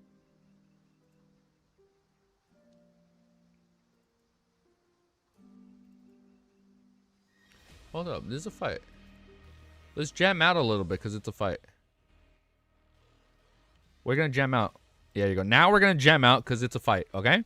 You just for a little bit. So you got scepter and made the blue gems at the tip of the light up simultaneously. Whoosh. A corporeal hurricane appeared out of thin air as it swirled around Klein, protecting him without the eye of the hurricane. Whoosh, the black streams of light carved its way over as layers after layers of strong winds dissipated, scattering every direction, causing the entire hall to tremble. Boom. Under the black broadsword, the hurricane produced an explosive boom and was reduced to surgical waves that flooded the entire region. It lifted up all the junk into the air. The intense collision clearly shook the dream as Klein felt his mind go adrift. He couldn't help but roll twice. Plop. He fell from his bed to the floor, the fall causing him to open his eyes. That Saint of Darkness is really powerful, or should I say that I've never used the sea scepter in the real world, so I'm unable to replicate its full might in the dream. Wait, it's still night. Klein suddenly noticed the problem. At this moment, the midday sunlight was beaming in from the windows. His awakening was due to intense struggle in the dream, not due to natural occurrence. That also meant that he needed to sleep immediately, otherwise he might very well disappear in the dark night, never to be found again. With that thought flashing in his mind, Klein pushed his right hand to the ground, flipping his body up as he flew towards his bed and laid himself down. Oh my god. Then he imagined the stacked spherical lights and quickly entered his dream. Wait, it sounds like the fight just ended. The fight just ended. Wait, the fight just ended. We'll just play this. All right, now he's going back to sleep. All right. All right, during this process, entered his dream. During this process, Klein swept his gaze to the window and vaguely saw the dark night outside. It was quiet and serene, without any sense of sincerity. Look at that, and the dream's over. Wait, how's my timestamp? Yeah, we're good. I think we're good. 51:39, 51. It's been only 2 minutes since that. I can't think. Yeah, we did hit play. Okay. Meanwhile, he vaguely felt that there was a fog encompassing the surface of the sea relatively far away. Amidst the fog, there was a cathedral composed of a rather ancient architecture. It was completely black in color. There wasn't a bell tower, and the top of it were pitch black ravens spiraling around it as though they were consecrating or lamenting over something. This cathedral had many buildings around it. There are ordinary two-story residences and simple wooden huts. There are bread shops with hanging signboards and grayish-white mills using water wheels for power. Pedestrians pass through the main streets and alleys with their figures flitting about, impossible to know of their actual situations. A mirage, a source of danger at night. All the people who disappeared had lost their minds and went somewhere.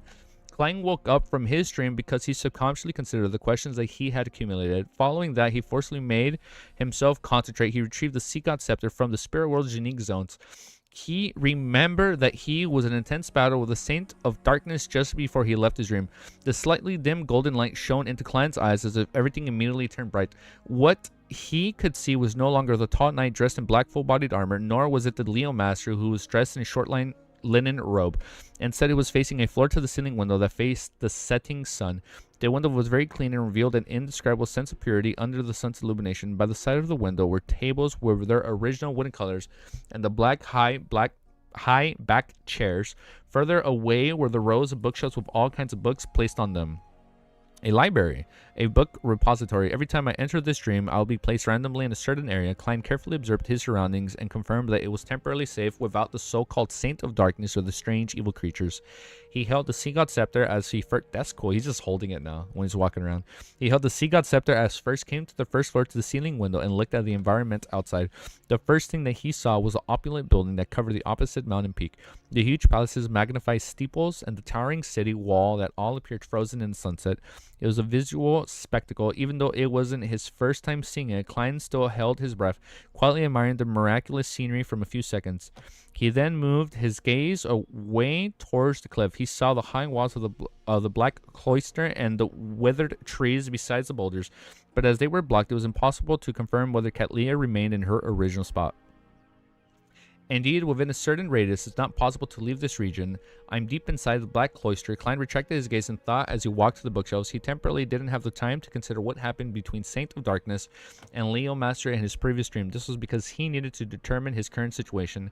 When he arrived in the bookshelves, Klein discovered that the books placed on them had their own names. They weren't blurry and instinct like ordinary dreams. The spirituality of like Book of Charms, the flower within the heart, the true cosmos, and the inner universe. These are all books on mysticism. We can learn a lot from these. Klein carefully reached out and took out the Book of Charms. He quickly flipped through it and realized that he knew most of the content, but there was a small portion which he had never come into contact with. It can be confirmed that this isn't from my dream. Ooh, oh yeah, because you're sharing your dreams. Ma'am Hermits, the knowledge that pursues her and is injected into her has been conjured into this black cloister. Klein had no desire to explore. He should read all of this. Hold up. Klein had no desire to explore beyond where he was. He held the Book of Charms and he returned to the side of the floor to the ceiling window. He found a spot to sit down and began reading in a serious manner with the sunset's glow. He can still study even in dreams. As he lampooned, he took out a pen and paper as he wrote and drew. While he was engrossed in this, the light suddenly bloomed as blinding witness blanketed his vision. Klein naturally opened his eyes and felt warmth from the sunlight that shone inwards. I just read a few pages and planned to speed read it before using dream divination to recall them. Klein sat up frustrated. He felt like he had lost a good opportunity to study. This was because he couldn't determine if he would be randomly placed in the Black Cloister Library again. He straightened his hair, wore his cap, and went to the deck. As he observed his surroundings, he recalled the dream. That prison is likely inside the Black Cloister as well. Yes, it might be underground, the library. Yes, it might be underground. In other words, the Saint of Darkness and Leo Master are in a ruin nearby. It's no wonder that Will Ossipton told me not to attempt exploring the dream. Oh, because then you run into them. These places are really filled with danger. Why will the Saint of Darkness and Leo Master look identical? That dream was a little strange. Also, the full body mirror was very magical and sinister. It actually managed to clone a German sparrow. Upon recalling this, Klein began to find examples from his past experiences to confirm his to confirm his thorough processes by comparison. This was called relying on experience. Soon he thought of something. He had once borrowed the mental terror candle in Backland and helped Father Utroski eliminate the past him, a character that was disassociated from his original self. Could it be that Leo Master is a saint of darkness from the Aurora Order? Due to certain Aurora Order, I'm sorry, I'm saying it wrong. Tongue twister. Due to certain reasons, he had split his personality, separating his good and evil sides. What? Due to certain reasons, he had split his personality, separating his good and his evil sides. That sealed in the dark prison is a reflection of his inner dream. That sealed and dark prison is a reflection of his inner dream. Aurora? Aurora. That's what I said. I go Aurora. Aurora. Got it. Aurora. Not Aurora. Got it. Due to certain reasons, yes, the full-bodied armor, Leo Master has said that if he was destroying it, he would vanish as well. When I looked into the mirror, that German Sparrow inside it did form a corporeal body. It was evil. It's no wonder I felt a sage after eliminating that German Sparrow in the mirror. It's because I got rid of my evil and sinister thoughts in my mind. Yes, that full-body mirror must have been in the form of the magic mirror in the real world. These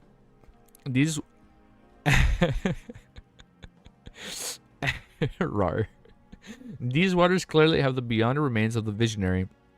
It conjures many unreal and real monsters that can kill, and this belongs to spectator pathway. Therefore, being able to split good from evil, causing disassociated personalities, does make logical sense. Saint of Darkness, Leo Master is a higher-ranking member of the Aurora Order. He must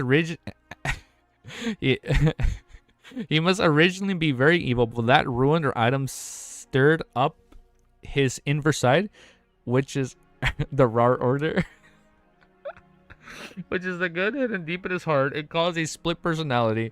Hence, he is trapped somewhere nearby. Klein felt that he had a rough understanding of the truth to the matter and felt a little regret.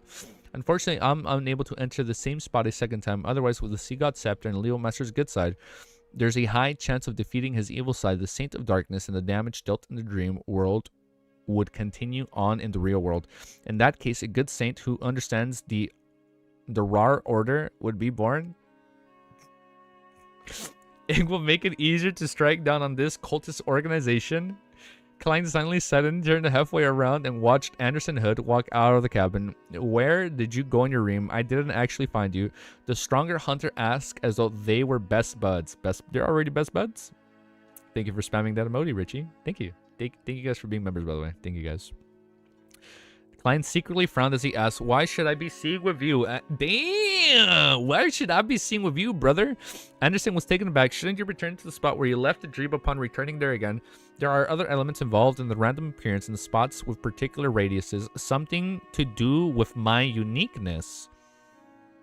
Klein realized the problem was a lot more complex than he had imagined. He said with some deliberation, I went elsewhere after entering the dream. Strange. Anderson frowned as though he was very puzzled. Without waiting for Klein to speak, he thought before speaking again. There's another strange incident. What? Klein asked cooperatively, Anderson surveyed his surroundings. Back when I was pretending to make a canoe in the hall last time, I heard the sounds of a door opening and the footsteps that came out from deep inside. But when I looked up, I found nothing. I originally thought that it was someone from the ship, but later it didn't seem like the case. All right. So sad saying the Rar Order slander? Never. We will never slander them. I'm sorry.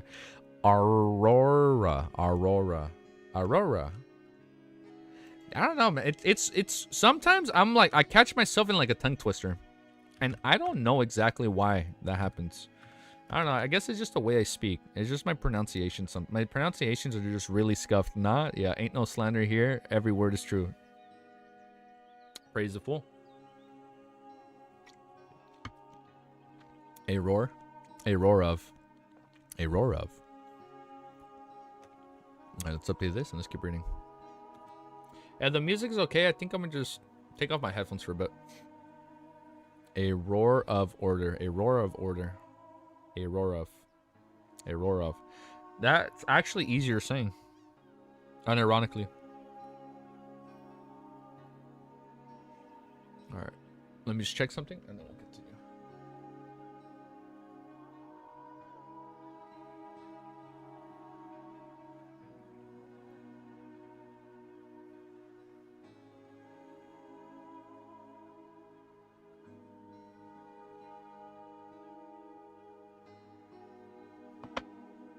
Okay, now we'll continue. Crazy Mutations is the next chapter, 656. Someone opened a door deep in the hall of the Admirals and came out, a rampager or beyond creature who was nearby. Furthermore, it possesses the ability to act in dreams. After hearing Anderson's Hood's description, Klein began making logical speculations. As his thoughts whirled, he suddenly had a new idea. Could it be that the owner of the mysterious eyes had observed me and the deck? It's possible the mysterious person had been lurking on the ship the entire time and followed us into these waters. Then he'd have to sleep when the night falls, so he will appear in the dream world. Madame Hermit is completely unaware of his existence, or has she tactfully agreed to his actions, or he's a trump card that she wields, which is why she isn't afraid of the dangers in these waters. When taking on missions, no, that cannot be determined. At the very least, I can't determine that the person who opened the door deep inside the Hall of the Mirrors is a mysterious person on the ship. Klein looked at Anderson with a deep, gloomy look before asking, why does it seem unlikely? Back when Anderson Hood mentioned it, he originally suspected that the person who opened the door was a member of the future, but he later felt that it was unlikely.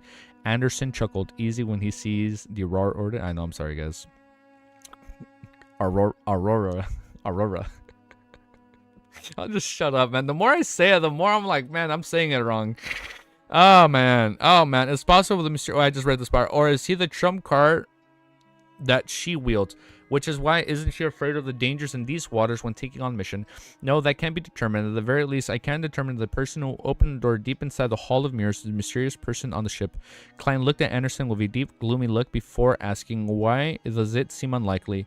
Back when Anderson had mentioned it, he originally suspected that the person who opened the door was a member of the future, but he later felt that it was unlikely. Anderson chuckled. I visited every person on the ship in the dream, and I discovered that no one possesses the ability to act freely in that world except you. Unfortunately, I was pushing open the door outside back then. Klein said calmly. Anderson shrugged and said, I know, that's why I'm not suspecting you. These waters have dangers lurking everywhere. All sorts of unimaginable monsters are active here. Perhaps the person opening the door from before was Stone Giant from earlier, or a rotting dragon who dreamed of countless treasures. Ooh, that's kind of gross. By the way, thank you guys. There's like almost 30 of you guys here. Thank you. Thank you to the 20 of you here hanging out with me today on this beautiful Friday evening. Upon saying this, he leaned against the side of the ship and looked to the sea, which was bathing in golden sunlight. He smiled wistfully. I discovered that ever since I escaped the ship's sinking crisis brought about the storm, my bad luck has been decreased bit by bit. It's obvious that it's not fixed and wouldn't last forever. Look, I successfully swam on the island, and although I kept meeting with all kinds of bad luck, I managed to last until you arrived. Yes, I do attract monsters and did not make that stone giant appear, but didn't we easily resolve it? Also, nothing happened that despite me being on board for several hours. Doesn't that explain? Before Anderson could finish his statement, Klein coldly cut himself off. Shut up. Does this guy know to keep his words to a minimum when faced with a livid expression? I really want to beat him up. If it wasn't for the divination above the gray fog that said that you haven't mutated or have a big shot possessing you, then I would have already sunk you to the bottom of the sea. Yes, sequence 8 of the Hunter pathway is Provoker. Yes, we know that. He must have easily digested the potion back then. From the bottom of his heart, Klein felt that the level of Anderson's provocation was far higher than Danit's. Wait, so he's part of the Hunter pathway. Then I would have already sunk it to the bottom. Yes, sequence 8 of the Hunter pathway is Provoker. He must have easily digested that potion back then. From the bottom of his heart, Klein felt that the level of Anderson's provocation was higher than Danit's. Okay. Is he going to be like Danit's number 2 now? Because we have another Provoker. Without feeling frustrated, Anderson raised his arm and said with a rueful smile, fine, I'll shut up. Seeing how he wasn't providing him with any more clues about the individuals who opened the door in the dream world, Klein remained silent for a few seconds, suddenly turned around and walked into the cabin. He had discovered a huge oversight of something. Since Anderson, who's plagued with bad luck, was on that ship, this meant that the chances of them experiencing an incident would only increase exponentially.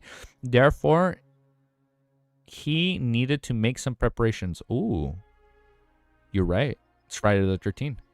So, who's really the unlucky? Anderson or us? Because it's an unlucky day. After returning to his room, Klein walked. That's a good catch. I didn't even notice that. After returning to his room, Klein walked to the bathroom as he picked up a Zix copper whistle and Will Ossipton's paper crane. After setting up the ritual to summon himself, he brought Tinder to the sun brooch and the nightmare beyond her characteristics from above the gray fog into the real world. He didn't immediately switch out his equipped inventory, but he did place them inside his suitcase and besides the biological poison bottle. This way, even if danger suddenly struck, he would have a chance to adjust his inventory, and then he could make a selection based on the danger he faced. After doing all this, Klein felt significantly relaxed. He put away the other items and left the room for the deck, afraid that he would miss any signs of mermaids. Just as he walked out of the cabin, he saw Frank Lee crouched in a corner, looking shocked and dazed. What happened? Klein felt his heart skip a beat. He was afraid that something had gone wrong with the crazy crossbreeders experiment, causing everyone on the future to be embroiled in a terrifying biological disaster. I can see that happening. Frank shook his head in daze. Didn't I mention about those little things before? They actually need to sleep for some time before they can grow and reproduce. In the end, what happened in the end? Klein's expression turned solemn. This made the strongest hunter Anderson, who was bragging about how many parts he had hunted to the audience around him without realizing the change in their eyes, sensed something as he curiously stopped his description and came over. The crouching Frank looked up and said, "They just finished a large-scale reproduction stage and have even mutated. This is a miracle. And where have they gone? Are they still in the laboratory?" Klein instinctively felt that this wasn't something good. Frank used 2 seconds to digest the problem as he rolled up his sleeves to show his hairy arms. He pondered the deck in front of him and revealed a smile. They have drilled inside and have seemingly reconstructed the future. Amidst the dual pondering, something that seemed like the milk spewed out like a fountain from the deck, sprang frankly in the face. He licked the liquid by his lips and said in a pleasant surprise, the future has produced milk. At the same time, the pirates by the side of the ship pointed down at the cannons in horror. The cannons are spewing milk. This isn't specific. Klein nearly couldn't control the twitching of his facial muscles. Ever since he boarded the future and ever since the ship came to the ravine and began the descent, he felt that many of the things that had happened were extremely unscientific. Maybe. It even exceeded the confines of his mysticism knowledge. Anderson watched agape, nearly forgetting to inquire. He stomped his feet habitually and successfully saw another milk fountain spew out. Ugh. One thought after another flashed past Klein's mind, and he actually figured out a problem. He immediately looked at Frank Lee, asking in a deep voice, "After your little things have infected the future, will it continue infecting people?" While asking, Klein's right palm reached into his pocket. According to the situation, he selected the floating charm and prepared to fly into the air in order to escape the infection. I'm sorry, I forgot he has a floating charm? And he can just fly in the air? Frankly thought seriously for a moment. In theory, yes. Before he finished the sentence, a figure appeared and kicked him in the ass, sending him tumbling a few times, slamming into the pools of milk. That person was none other than the linen-shirted Nina, who was draped in a blue jacket. She glared angrily at Franklin on the deck as she cursed while hyperventilating. "Aren't you going to finish off these darn little things of yours? Did you do this while thinking that my breasts aren't big enough?" All right, Frankly patted his ass and said unwittingly. At this moment, Klein had already taken off his charm and softly chanted "Storm." He believed that he had understood Frankly's ability to cause trouble and suspected that the disaster brought about by him would only worsen. Therefore, he decided to first fly into the air. Blue flames enveloped the charm and made of thin as squalls immediately stirred. They swirled around Klein's feet and boldly lifted him off the deck at a height of 4 to 5 meters. That's crazy. Anderson was first taken aback before he reached out his palm in an attempt to grab Klein, but he was a moment too late. All he could do was watch German Sparrow rise up as he remained standing on the spot. This ordinary handsome hunter shook his head with a warmed expression, somewhat amused while he also wanting to dismember the first mate of the future. At this moment, Frank had already taken a bottle of dark green powder. He grabbed a handful of it as he chanted in Jotun. He scattered it around his surroundings. I'm sorry. The moment the powder made contact with the deck, it immediately produced green vines and grew wildly. Soon, it drew out milk, and the little things entangled the entire deck and cabin within. And just about the 10 seconds, the future had been reduced into a forest of vines. I'm sorry. What? Phew, it's over. Frank smiled at Nina before his expression changed again. They've mutated. At this moment, a pirate walked over and staggered, shouting with a teen horror, "A watermelon is growing from my head?" Dude. "A watermelon is growing from my head." Klein looked towards the voice and saw a green vine drilling out of the pirate's head. One of them seemed to bruise a soon-to-ripen watermelon. This is the so-called mutation. This is way too crazy. Goddamn madness. Anderson blurted out a sigh. His eyes then darted around and said in a deep voice, "There's something wrong with the surrounding waters." In mid-air, Klein had also determined the same thing. If there weren't any extreme disruptions, then Frankly's experimental products in the Beyond Powders would have caused a simultaneous mutation. Rip. One vine after another tore apart and the window to the captain cabins opened. Cat Leah appeared there and shouted in an amplified voice with which Frank, stop all experiments. There are remnant auras of Earth. Oh, it's enhancing it. There are remnant auras of Earth Mother here? Earth Mother. Klein looked in surprise at Mam Hermit, and he felt that his theories about these waters being the battlefields of the gods had been completely overturned. Oh my merciful mother. Frank crossed his arms and made a pose that he was hugging a baby. Following that, he sprawled on the floor as he devoutly kissed the vines. Katlia silently watched the scene as the resplendent stars instantly swirled around her. Following that, she made the entire future light up. With a flick of her finger, she made a colorless flame land on the vine outside the window of the captain's cabin. The vines were immediately ignited as they silently turned to ash. Alright, that easy. Damn. The colors of the flames silently spread and wreaked havoc without harming a single sailor. As a feature, the light is producing helped it within the fire. Before long, the force of the vines vanished completely, leaving behind the pirate who had a watermelon growing on his head. Of course, the vine that was connected to it had been burned to nothingness. This is no different from a devil's descent. The pirate took 2 steps forward and carried the watermelon which had grown out from his head. Don't open it. Just as Ketlia warning reverberated, the pirate had opened the watermelon with brute force, partly to vent his anger and partly to satisfy his curiosity. The watermelon split into 2, and inside it was a milky white brain filled with gillies. Ugh. Falling around it was a blood-like liquid. This is gross. With a thud, the pirate died immediately without any chance of saving him. The beyond characteristics of him rapidly condensed at an extraordinary speed. How sinister and crazy. Klein sighed silently and prepared to land back on the deck. At that moment, he saw gigantic palms suddenly reach out from the surface of the sea, smacking the side of the feature. Like that? The 5 fingers of the palm were long, each almost half a meter long. The entire ship was grayish-black color in an arid desert. Klein silently drew out a gasp as he couldn't help but look at Anderson Hood. This fellow had just mentioned that nothing had happened since he came on board. That's a wild ass scenario, dude. Hold up. What the that was such a so much happened. What the fuck, dude? Oh man. Okay, well, let me do my timestamp. 1 hour 12 minutes 52 seconds. By the way, I just watched all the new trailers last night that I missed. Ooh. You watched them all? 1 sec.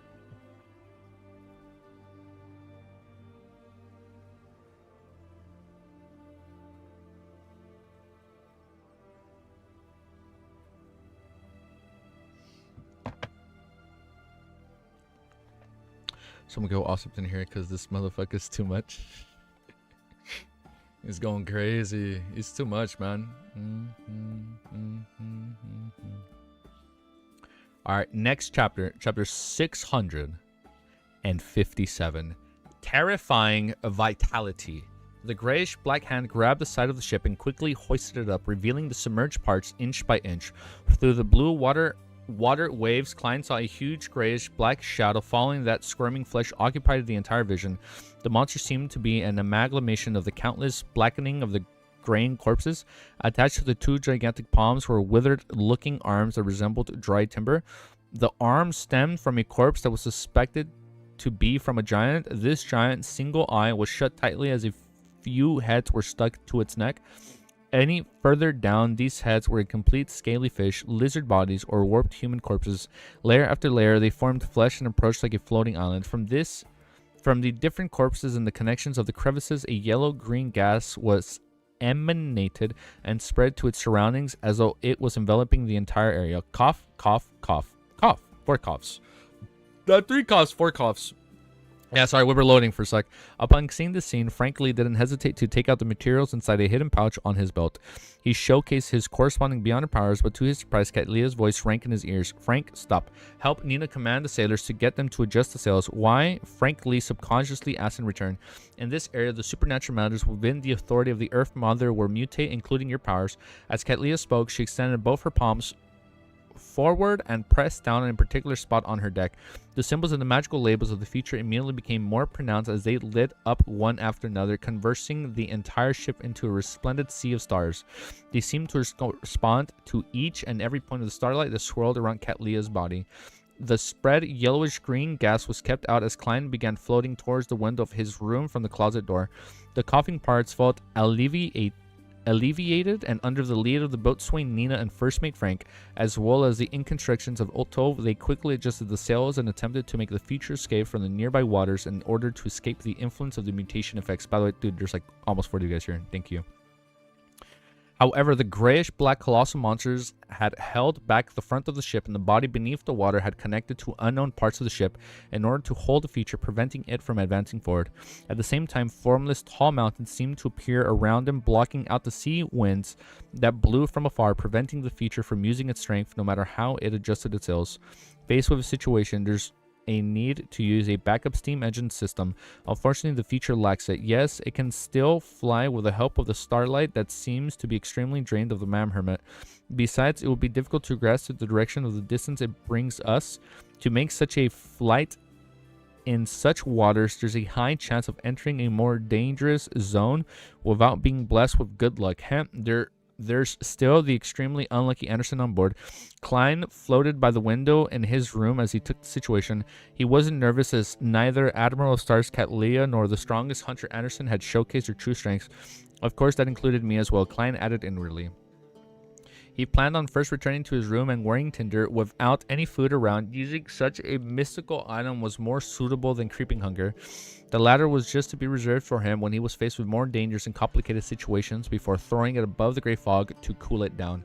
As for the negative effects of losing items on him, Klein had already had a plan. He decided to put in his wallet a Zig's copper whistle, the adventure harmonica. In his wallet? Oh wait, he decided to put in his wallet a Zig's copper whistle, the adventure harmonica, and the other items in his suitcase. Okay, in his suitcase. I was like, that's a pretty good wallet if you can fit all this shit in there. When changing his inventory, leaving Creeping Hunger, Murloc, Cufflink, and the charms from the Sea God domain, he would then keep close watch on the latter two to prevent them from being lost. And from a probability standpoint, the most likely item to be lost by Tinder would be the charms, since they were the greatest in numbers. Klein wasn't worried about this. He had created charms with different effects. They were highly disposed. Besides, the corresponding metal in the Storm domain is thin. It's very cheap and worth nothing. The Beyonder effects are bestowed by the Sea God Scepter, so I don't have to spend any additional money. As Klein mumbled, he'd reached out to push open the window in his room. In this moment, the colossal grayish black monster, which was a combination of flesh, climbing higher again. With its approach, the busy sailors had their hair grow whitely to the point of exceeding their waists. This wasn't the most terrifying outcome. It was more harrowing than the blob of flaxen colors. Hair seemed to have a life of its own. They were interwoven and bind themselves to their owners. As the hair began to produce similar changes, the lesser sea of the stars on the surface of the future could no longer hold back this influence. To a number of pirates who had shaved themselves bald, their uniqueness didn't bring them luck either. Their nose hair would rapidly grow at a discernible pace, blocking their nasal passageways. Ugh. By the window of the captain's cabin, Catleia had raised her arms at some point in time. In her head was a scroll made of smooth fish skin. Numb, as this incantation in ancient Hermes resounded while the scroll burned in silence, a light green luster shot from within, striking the monster's gigantic palm that appeared by the side of the ship. The squirming flesh formed from countless corpses didn't pause at all. It slammed down the lustrous sea stars, sending sparks flying while the ship trembled. The dark purple color in the depths of Catleia's eyes deepened. She didn't take out a new scroll, as she instead directly pushed her right palm forward. In prison. When the mysterious incantation came out of the pirate's admiral's mouth, the resplendent starlight that swirled around her flew out, descending upon the terrifying monster. The starlight instantly converged, creating a gigantic, transparent amber, and enclosed all of the squirming flesh and bounded to where it was. At this moment, a pitch black and lustrous short sword appeared in the strongest hunter Anderson's right hand. On the surface of it was a layers of diabolical patterns, but they were only it's only an illusion. Seizing the opportunity of having the terrifying monster trapped in the starlight cage, Anderson's body produced a layer of blinding white flames. This is sick. Hold up, let me play this. Let me change this. Hold up. Let me this. Let's keep reading. White flames. All right. We're going to change the music because this sounds like a pretty cool fight. Then the flames flew forward, leaping out of the ship and landed on the grayish-black flesh, which was formed from countless corpses. Ugh. Following that, the blinding white flames rapidly followed across the monster's surface as it was engulfed in painting an extreme piece of artwork. With a boom, the flames surged in the sky as Anderson jumped back on the deck with his pitch-black sword. This is cool, dude. The colossal monster remained frozen in its place as though it had lost all its vitality. Crack, crack, crack. Deep wounds appeared on the surface, shattering its countless... Let me loop the song. Shattering into countless pieces of flesh in just a second. A Reaper's offensive strength is truly exaggerated. Klein, who had redone his inventory, returned to the side of the window to see the scene. Suddenly, he frowned indiscriminately. He truly is the strongest hunter. At this moment, something unexpected happened. The fractured piece of flesh spread out their limbs. The fractured piece of flesh spread out their limbs, shooting towards the deck in a barrage of attack. Ah, that's so gross. The fractured pieces of flesh spread out their limbs, shooting towards the deck in a barrage of attacks. This colossal attacher seemed impossible to kill no matter how many pieces it was divided into. The number of pieces determined the number of monsters. So, like, no matter how much you cut it. Suddenly, a piece of grayish-black flesh facing the captain's cabin jumped up from the deck, heading straight for Admiral's stars in a bid to wrap around her head. A figure surfaced from the darkness and shielded Catleya. It was none other than the bloodless Heath Doyle. He opened his mouth as they cracked open all the way from his nose to his chest. Soon, he formed a squirmish vortex of flesh and blood. The vortex sucked at the grayish-black flesh and rapidly swirled, inwardly pulling it inside. Heath Doyle landed on the deck like a shadow. After waving a little, he finally recovered it. As for the grayish-black flesh that had splinted off from the monster, it had completely dissipated. The most terrifying part of the monster is its ridiculous vitality. If only this trait can be stolen, that'd be good. Having used another floating charm, Klein floated out of the window. He reached out of his black-gloved right hand and spread his fingers. The scene before him changed the result. Blobs of different gorgeous colors replaced the corresponding people and items. These colors kept changing as they rapidly twinkled, making it difficult for anyone to grasp the rules that follows. With the help of his vision, Klein discovered that the grayish-black flesh shared some of his luster. Although it was splinted, it was actually one. Calmly, he clenched his right fist, grabbed the blob of light, and turned his wrist to the right. Suddenly, Klein saw the yellowish-green luster being drawn away, fusing into his right palm. This was the corresponding trait of the fog of poison. He had stolen the grayish-black monster's... Oh, he stole the fog of poison. This was Tinder's effect. At the same time, Klein discovered that his damage transfer beyond her power was lost. Oh, because when you lose something. Yes. You lose something. And you... Wait, no. I was thinking of the book that Force had. My bad. Like, when you use an ability, you lose it. Wait, why did he lose damage transfer? Is that because of the... Is that one of Tinder's side effects? That's one of its negative effects, correct? With some level of... Wait, he lost. He no longer had it. I can only steal from the same target once every 12 hours. With some level of realization, Klein looked at the surrounding... I forgot its negative effects. Yes? Okay, so... Okay, it's like Force. Like, when you use it, you lose one thing, but you only... Okay. So he's losing one of his abilities when he gains an ability. I forgot that was one of Tinder's negative effects. Tinder's makes you lose a beyond power. Got it. I forgot that was a negative effect. Without some level... No?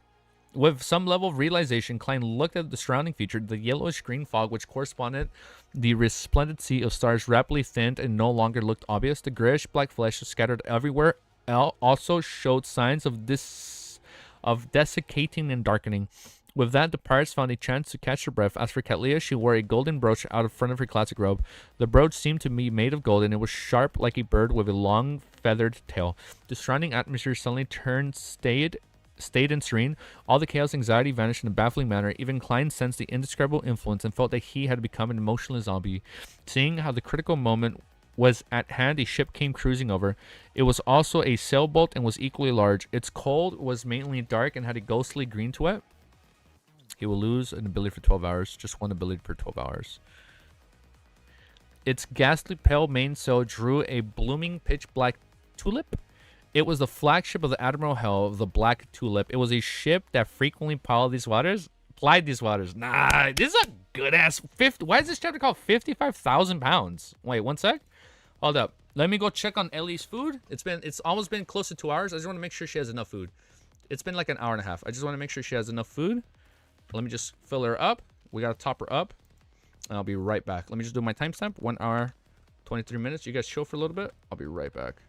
1 hour, 23 minutes, 51 seconds.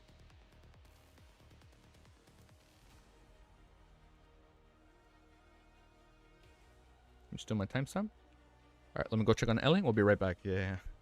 He's gonna go woof, woof, woof.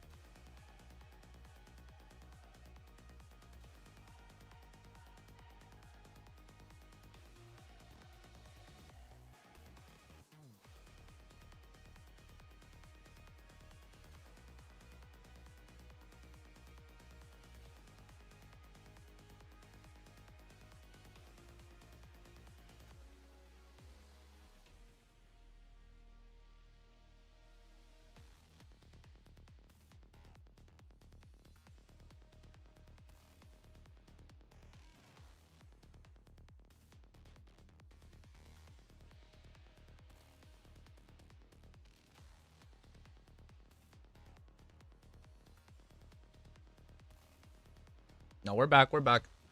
Sorry. We're just checking on Ellie. She's good. Alright, 6, 5, 8. Yeah, sorry. No, it's alright. I wasn't trying to take a break. Yeah, just sorry I am low energy today. Not 100%. Not 100% today. But let's read the next chapter.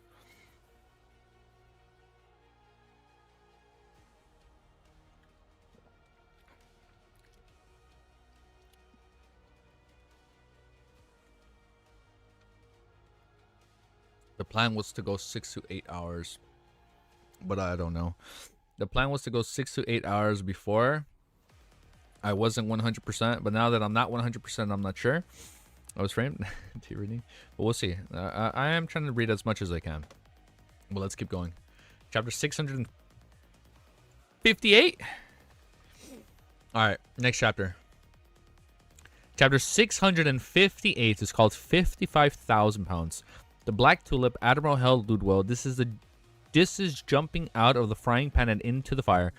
Aren't we a little too unlucky? Floating in midair, Klein was the first to discover the approaching ship. He couldn't help but turn his head to look down at Anderson, who was wielding his pitch-black sword and seriously observing the monster. Anderson quickly returned to gaze in puzzlement as he remained wary of the grayish-black flesh, which could shoot out at any moment. He asked, "The look you are giving me is very strange. Does something happen again?" Just as he said that, he reflectively shut his mouth and sensed something. Ooh. With a leap, he dodged the monster's splintered body, which was making his fingernails rapidly glow. He quickly arrived at the other side of the ship. As he straightened his back, Anderson suddenly hissed, "Admiral Hell." Admiral Hell, brothers. He was a good person. With the name Hell, he sounds evil, but we'll see. I thought it said he was a good person. No, it says he wasn't a good person. Okay, that's what I'm thinking. He wasn't a good person. As a pirate admiral who was infamous for killing indiscriminately, he didn't have any psychological burdens when it came to earning profit by fishing in troubled waters. Once he weighed the situation and realized that he could use a powerful monster to finish off Admiral Stars and everyone on the future while also receiving tremendous spoils of war, he would definitely take action. My bad luck hasn't decreased at all. It has only switched to a lump of some withdrawal. Anderson's expression warped. It was a mystery on whether he was crying out laughing. At the same time, the score-bonding information surfaced in Klein's mind. Just the bounty placed on Admiral Hell's Ludwell's head by Lowen alone had reached 55,000 pounds. He was an extremely powerful member of the 7 pirate admirals, the one with the highest bounty among the 7 pirate admirals. His flagship, the Black Tulip, didn't have many pirates living on it. Most of the jobs were left to undead creatures or the spirit world creatures he controlled. He killed indiscriminately, but he didn't have a sick fetish for killing. All he did was seriously complete his job of sending living creatures to hell. He had all kinds of connections with a numinous episcopate. The rumors state that he possesses a ring left behind by the ancient death. While Klein and Anderson were looking at the Black Tulip, the golden brooch of Catlea's robe began to emit a pure, bright light instead of blinding sunlight. In front of the captain's cabin was a blurry figure that was rapidly increased in length. It was filled with the silence and serenity of a specter's aura, but it also emitted a warm, resembling sunlight. This was an extremely incongruent existence. It was as though a wraith had just been created out of the sun and holy water. It was both holy and evil. The sun wraith widened its arms as it flew out of ludicrous speeds and hugged the grayish black flesh. The sizzling sounds of fat and oils, burning sounds out. The sun wraith and the grayish black flesh canceled each other as they were simultaneously obliterated, leaving no trace behind. The dark... You guys really like Anderson from what I'm seeing. The sun wraith widened its arms as it flew out at ludicrous speed and hugged the grayish-black flesh. The sizzling sound of fat and oils burning sounded. The sun wraith and the grayish-black flesh canceled each other out as they were simultaneously obliterated, leaving no trace behind. The dark purple hue in the Admiral Star's eyes flowed as the brooch brightened, and they quickly produced another sun wraith outside the window of the captain's cabin as it pounced towards the grayish-black flesh that had invaded the future. At this moment, Bloodless heaved door protected Frank, Nina, and the other sailors. He used the devouring and the digesting method in order to resist the monster's flesh, which possessed immense vitality. The Black Tulip's speed was faster than Klein had anticipated. In seconds, it had entered a range, which was causing alarm for the future. The black sailboat was a gloomy green, slowed down and stopped to the side. It didn't seem to be aware of what had happened. Suddenly, Klein saw a nearly transparent ice surface around the future's airspace. It had ghastly pale whites as it looked down from above without blinking. This is a spirit medium's version of a telescope. After a momentary pause, Klein drew his revolver and his right hand aimed at the eye that belonged to a spirit world creature. At this moment, he was somewhat hesitant, as the crazy German sparrow to directly fire the choice that matched his persona the best. But at this moment, Admiral Ludwell had yet to show any signs of animosity. He might have qualms about the faction backing Katlia and hold back. If Klein were to rashly kill the telescope, it would undoubtedly push the situation into the direction of more chaotic and dangerous development. Okay, good for him. During the brief dilemma, the nearly transparent and illusionary eyes vanished. A distance away, the Black Tulip continued approaching as it became clearer and clearer. High above the Black Tulip, white skeletons who didn't wear clothes or leather armor busily controlled the sails while... What the fuck? They're the ones, like, controlling the ship? Busily control the sails while pale zombies patrol the area with cutlasses in hand. The latter were observing the surroundings with green burning eyes. Shadows, wraiths, and all sorts of strange spirit world creatures were flying in circles, boring through the ship at times as the ship protruded transparent faces that weren't too obvious. This is such a sick ass fight, dude. Dude, this is like straight up Pirates of the Caribbean, but like on crack. This shit is wild, dude. Amidst Kevin's spirit vision, the Black Tulip only had one living person. It was a man dressed like a captain. Oh, he's a captain.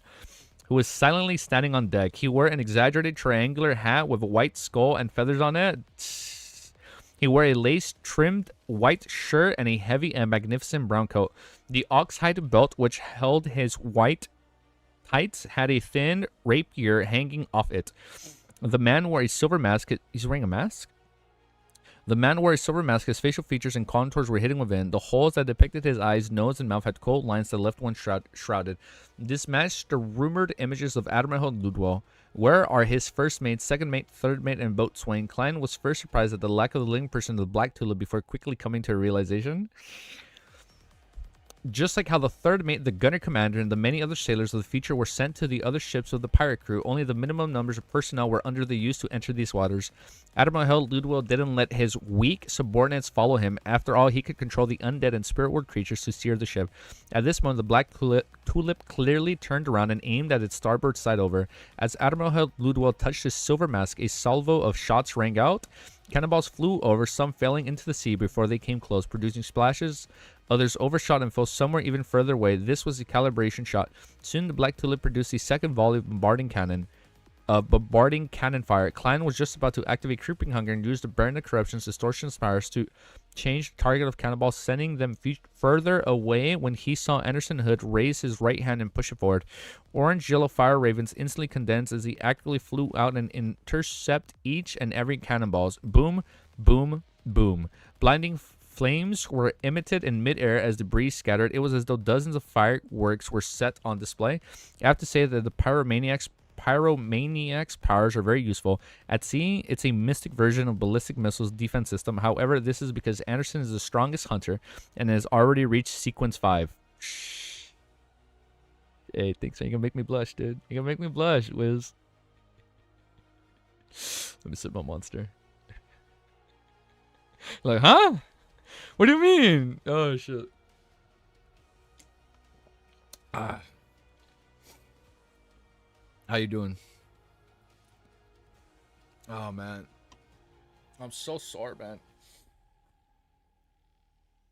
I was at the gym earlier and I'm so fucking sore, man. My body is aching. It was upper body day. Tomorrow's leg day and back. And cardio. Tomorrow's lower day. I will do what I must. Easy is taking the race very seriously. Thank you for your sacrifice, Wiz. Thank you. We get whipped cheese. Back day today. No, easy. No more stalling. Okay. Sorry, I was taking that as a little break to sip my monster. Let me find my place. Actually, I genuinely lost my fucking place. I'm right here. We're right here. I found my place. Are you guys ready? We're gonna continue now. If it were the Nits, there's no way he could have blocked them all. It would be pretty impressive if he could trigger half of them. When I use flame controlling, I can only deal with one cannonball at a time. As Klein sighed, the Black Tulip ceased the bombardment and changed its speed again, closing the gap between it and the future. As it approached the surface of the sea between the two gigantic sailboats, which was dyed with golden sunlight, rapidly turned black. It didn't look like ink, but the darkest night without any moon or stars. Translucent and illusory ferocious creatures crawled out of this dark sea. I cannot read. Mission accomplished. I go now. Mission failed. We'll get them next time. Not kidding. All kinds. Well, I lost my place. Pale corpses reach out of their palms, which has rotten flesh dangling from them as dark red and cold flames emerged, forming pairs of eyes. Suddenly, the area seemed to turn into the entrance to hell. All kinds of undead creatures floating on the surface of the sea in the dense numbers as they changed forward like an unending tidal wave. Anderson looked back at the sun rays, which were obliterating the grayish-black flames, and he knew that Admiral Stars was at a critical moment in dealing with a terrifying monster. All he could do was draw a gasp and look up at German Sparrow with a bitter smile. Just as he was about to press his hands onto the shipboard, the creature's scarlet flames that spread outwards to prevent the invasion of the undead army, he was surprised to see German Sparrow turn around and fly back to his cabin. He fled. No way. Anderson's expression clearly froze. He grimaced as he hurriedly leaned forward with an extended palm to press onto the shipboard. Silently, a swath of scarlet flames soared into the sky and swept the area ahead of him. At this moment, a charm suddenly fell in front of him as he had a word spoken in ancient Hermes. Storm, huh? Anderson instinctively looked up and saw German Sparrow in his round neck shirt and brown jacket being swept up by a squall as he rapidly flew towards the Black Tulip. Is he committing suicide? I can't understand such madness. Anderson turned to gape and felt puzzled. Whoosh, with the charm's effect as the blessing of the winds, Klein flew to the airspace above the bow of the Black Tulip. Admiral Ludwell immediately looked at him, and the eyes behind the silver mask burned silently with two pale white flames. The shadows raised and the spirit world creatures of the death domain were spiraling above the Black Tulip, immediately swarming towards the enemy.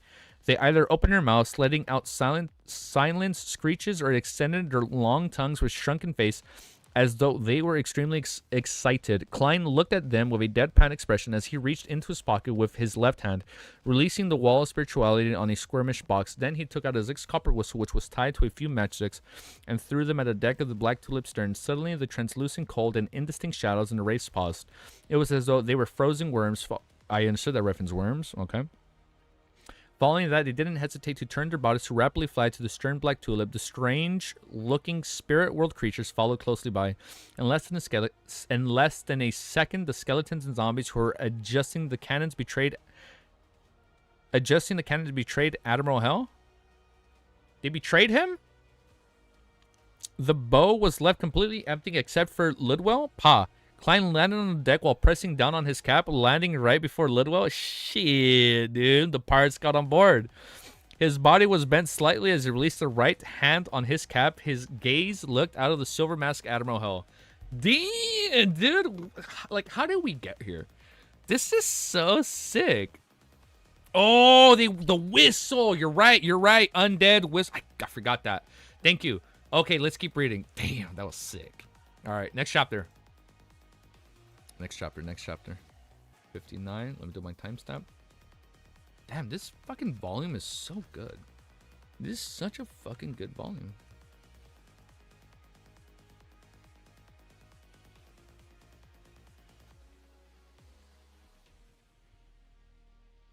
Alright.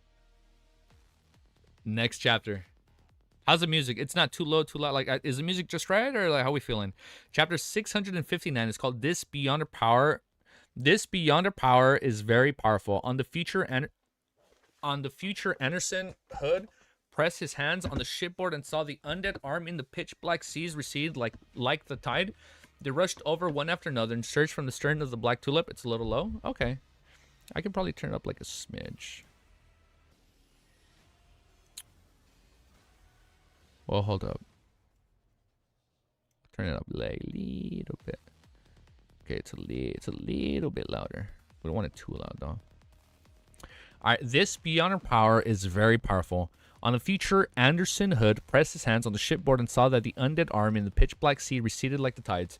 They rushed over one after another and surged the sterns of the Black Tulip. He saw German Sparrow press his cap with his right hand while descending from the sky before landing opposite Admiral Ludwell.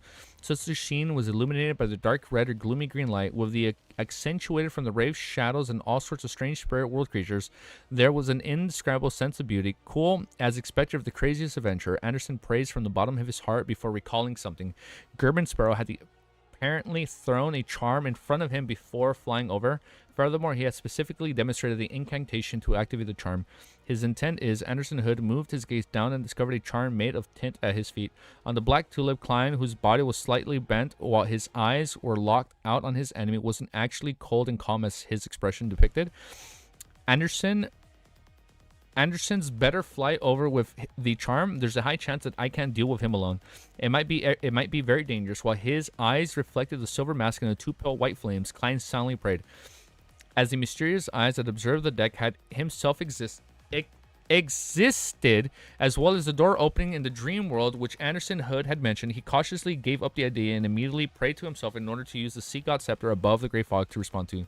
He also warned himself not to expose such matters unless he was in dire straits. He believed that creeping hunger and tinder together with various beyond powers, the magicians and the charms of the Sea God domain gave him the ability to fight Admiral Hill Ludwell. No shot, dude. As for Azik's copper whistle, it could attract the undead creatures or spirit world creatures that were inclined to Death's domain. I forgot about that. That's why they all left, right? It could neutralize the most powerful means of a powerful spirit medium for a sequence 5 beyonder of the death pathway. As long as it didn't exceed certain numbers, one would often choose to overwhelm their enemies with numbers when facing a certain number of mid-sequence beyonders. However, Klein didn't believe that he alone could defeat Ludwell in such a situation or even kill him. Firstly, the battlefield would be held on the Black Tulip. Considering how Admiral of Stars could use the future, anyone with a brain knew that such a situation wasn't optimistic. Secondly, Ludwell was the most senior pirate admiral at the moment. He had the two powerful factions, that King of the Five Seas and numinous Episcopate, backing him. The mysterious items and the sealed artifacts he might not be any weaker than Klein's or might even exceed his. In addition, the many rumors indicated that he possesses a ring that were left behind by the ancient death. Along the fact that his sequence was lower than Admiral Hull, Klein was not only lacking in the adrenaline of a pending successful hunt or performing great acting in the role of a crazy adventurer, but he was also tense and anxious. He didn't dare to be careless. All he wished was the strongest hunter who was plagued with bad luck would quickly fly over. Only when two people were equivalent strength allied together could they have a small chance of defeating or resisting Ludwell, who had lost his undead army. It also gave Katlia and her pirates time to space to finish off the pieced together monster. Just as his thoughts flashed across his mind, Klein didn't hesitate to launch an attack. He made the fog of poison which he stole was tinder spread. No one could see the uneasiness and worry in his heart. Wearing an exaggerated triangular hat and silver mask, Ludwell raised his clenched left fist, spread his fingers, and aimed his palm at Klein. Instantly, the deck of the blow was enveloped by a harrowing yellow-green fog, and in front of Ludwell, an illusory glow exploded. Following that, a point of spiraled and collapsed inwardly outlined a blurry bronze door, whose two sides swung open. Following that, a point spiraled and collapsed inwardly outlined a blurry bronze door whose two sides swung open. The bronze door was covered in all sorts of mysterious patterns. It had an indescribable heaviness and silence to it. With a creak, the door shook and cracked open a little. Behind the gap was endless darkness, as though it was in the deepest and darkest night. Damn. I know, dude. How the fuck is he fighting an admiral, bro? This is so... And he's like... He's not even a marionnettist yet, bro. Like, this is literally still him at faceless. Behind the gap was endless darkness, as though it was the deepest and darkest night. Indescribable pair of eyes were hidden in the darkness behind the door. They were densely packed in everywhere, but it was impossible to discern their actual bodies. Skinless arms covered in blood, along with greenish-black vines with baby faces. Strongest admiral? He's the strongest admiral? Shit, they did say that. Yeah, my bad. Not from the four kings. Yeah, my bad. Not the four emperors. Yeah, for admirals, they did say he was pretty up there. Like, he had all these crazy ass items that aid him. This brought a terrifying suction. Wait, I lost the part where it said babies. It was impossible to discern their actual bodies. Wait, I lost my place. With baby faces reached out, palms with mouth filled with teeth grabbed at everything beyond the door as they screamed, laughed, sobbed, yelled. This brought a terrifying suction force out of nowhere. Cold hurricanes that sent chills down the bones stirred, pushing objects towards these strange creatures, and it gave to the bronze door. The yellowish-green fog of poison was instantly cleared as Klein couldn't help but lean forward as he stumbled. The glove on his left palm immediately turned pitch black, and it had the sinister feel of the night and the granular of the cosmos. Klein's brow's eyes darted as he spread out his left arm to the side in a gesture of politeness. The terrifying suction force that swept the boat deck suddenly changed directions, grabbing the skeletons and rotating zombies that were rushing to the stern, and it threw them into the gap of the door. They were bounded by the greenish-black baby-face vines and the bloody arms that were pulled behind the door, where the countless eyes were. Distortion, barren of corruption, distortion. Klein had distorted the target of the mysterious door, and he used the skeleton and zombies of the Black Tulip to suitable himself. Despite that, he was still affected by the remnant forces of the tremendous suction force. He found it difficult to take a step, preventing him from fully making use of his nimble and agile traits. The cap he wore had already been blown up by the hurricane and was spinning in midair. It seemed to take flight as it pursued the undead creature that had been sucked away. At this moment, Admiral Ludwell, who wore his exaggerated triangular hat, raised his right hand again and again, extended his palm. The right side of his upper body rapidly turned illusionary, as though it belonged to that of a spectator or wraith. His arm kept extending and instantly covered quite a significant distance as his pale palm grabbed at his enemy. Whoosh. The nose from the hurricane suddenly vanished as soft sobbing sounds drilled into Klein's ears, causing his body to turn numb as though his blood had frozen. As the pale palm approached, he seemed to be possessed by a wraith or evil spirit. He couldn't produce an effective response as he watched death approach. In despair, he felt that his vitality depleted it at an increasing rate. Without any resistance, Ludwell's pale and illusionary right palm grabbed at Klein and squashed him into a thin paper figurine. The paper figurine was covered with signs of dark green corrosion. Soon it was shredded to dust under the hurricane that never stopped. To the side of the bronze door, Klein's figure surfaced again. His left glove had already been dyed with the color of the pure sunlight. He immediately straightened his body and spread out his open arms. Golden flames swirled around a pillar of the holy light that descended from the sky, striking the bronze door, which was covered in the mysterious patterns. Sunlight suddenly burst open. It was so blinding that it made it almost impossible for Klein to open his eyes. As for the terrifying door which Ludwell had created, it had begun shaking and turning slightly blurry. Even the extraordinary suction force from behind the door had weakened.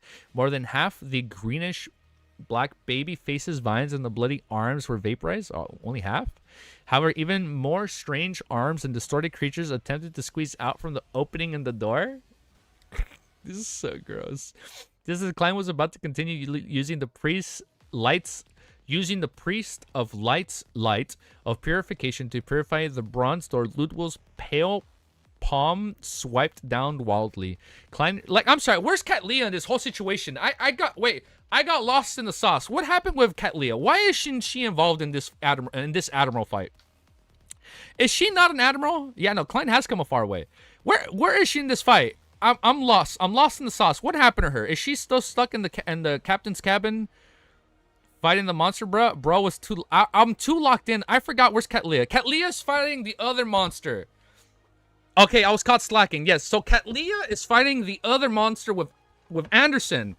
Right? She is getting German aura. She is letting German aura farm. Okay, I'm like, where the fuck is everybody in this fight? Okay, everybody's occupied on their ship. Got it. Okay, everybody's occupied on the fucking future, like fending off their own shit. Okay, and then, okay, yeah, like they are literally they've been crowd controlled. Yeah, literally everybody in the future has been cloud control. And then right now it's Klein like soloing, aggroing Ludwell. Okay, got it. And MMO terminology. Okay, Klein hurriedly dodged to the side as he kept rolling to avoid the remnant effects of the hurricane and soul-sucking palms. One roll, two roams, three roams, and his body abruptly bounced in a diagonal fashion. At some point in time, creeping hunger had already appeared to be made of gold. Damn. Admiral Hell's silver mask was the first thing that was reflected in Klein's eyes. It included the pale flames in his eye sockets, following that two bolts of lightning brightened from the depths of his eyes. Interrogator psychic piercing. At this moment, a black square-shaped ring of Ludwell's left index finger produced a slight glow. Immediately, a scene appeared in Klein's mind. It was a gigantic throne that was made up for the rotting heads of creatures like humans, elves, giants, dragons, and demonic wolves, sea monsters, and vampires. On each side, there would be miniature transparent faces of wraiths, shadows, and evil spirits. They were filled with hatred, viciousness, and indignation. Suddenly, Klein felt as though his head had been struck by an axe. The fearsome pain filled his mind without any delay. His psychic piercing had not only failed to show its effects, but it had also ended up affecting him in an amplified manner. Damn. I just realized something. Oh, I lied. Oh, don't worry. We are updated. I thought I didn't update my chapters for two chapters, but we're good. If not for him having experienced more extreme pain, Klein definitely would have fallen to the ground, wailing and struggling, but even so, he temporarily lost his ability to resist as he bent his back with a grimace. Seizing this opportunity, the gap where Ludwig's mouth was a slow language that ordinary living creatures were unable to understand was emanated. The devil language of foulness? Understand was emanated. The surroundings instantly turned dark, blurry, and illusory. This was the language of death that came from hell and the underworld. Just as Klein felt a little better, he discovered that his spirit body was floating up uncontrollably, separating from his body inch by inch. Okay, and the terrifying suction force from the bronze door was an irresistible force to the spirit. No, this won't do. While his spirit body hadn't completely left his body, Klein raised his right arm and spread his hand, which was wearing tinder with great difficulty. Yeah, he isn't a devil, my bad. It just, the word hell had me thinking that, like, it was like the language of foulness, but no, it's the language of death. Oh, this is such a cool fight, dude. It's starting to digest. Just as Klein felt a little better. Wait, and the terrifying suction force of the bronze door was an indescribable force of the spirit. No, this won't do. While his spirit body hadn't completely left his body, Klein raised his right hand and spread his hand, which was wearing tinder with great difficulty. Different lustrous glows instantly interweaved with the surface as they surfaced before him and kept changing and rapidly flickered. Without any hesitation, Klein grabbed onto a pile of white blobs swirling with a gloomy green color. He twisted his wrists and extracted it. In this battle, the beyonder powers he wished to steal the most was the one that created the bronze door, but he couldn't guarantee success. All he could do was seek the blessings of the goddess. The lustrous glow flew over and landed in tinder. However, this wasn't the beyonder powers that Klein wanted the most. However, it wasn't the worst either. The mouth behind Ludwig's silver mask moved, but it wasn't able to produce the sluggish, awkward language that was destined for the living to not understand. At the same time, Klein opened his mouth. Oh, that was a challenge. That went by quick, dude. All right, let's keep going. Let's fucking keep going. Dude, if there's any fan art on this, please send it, man. I want to look at all this shit. Like, I'm telling you, one thing is reading it, but another thing is, like, actually seeing it drawn out. I'll do my timestamp, and then we'll keep reading. 1 hour, 48 minutes, 31 seconds. Language of death and language of foulness are different things. Yeah, no. Okay, yeah. At first, I thought it was language of foulness, but yeah, never mind. Yeah, no, we got it. I got it.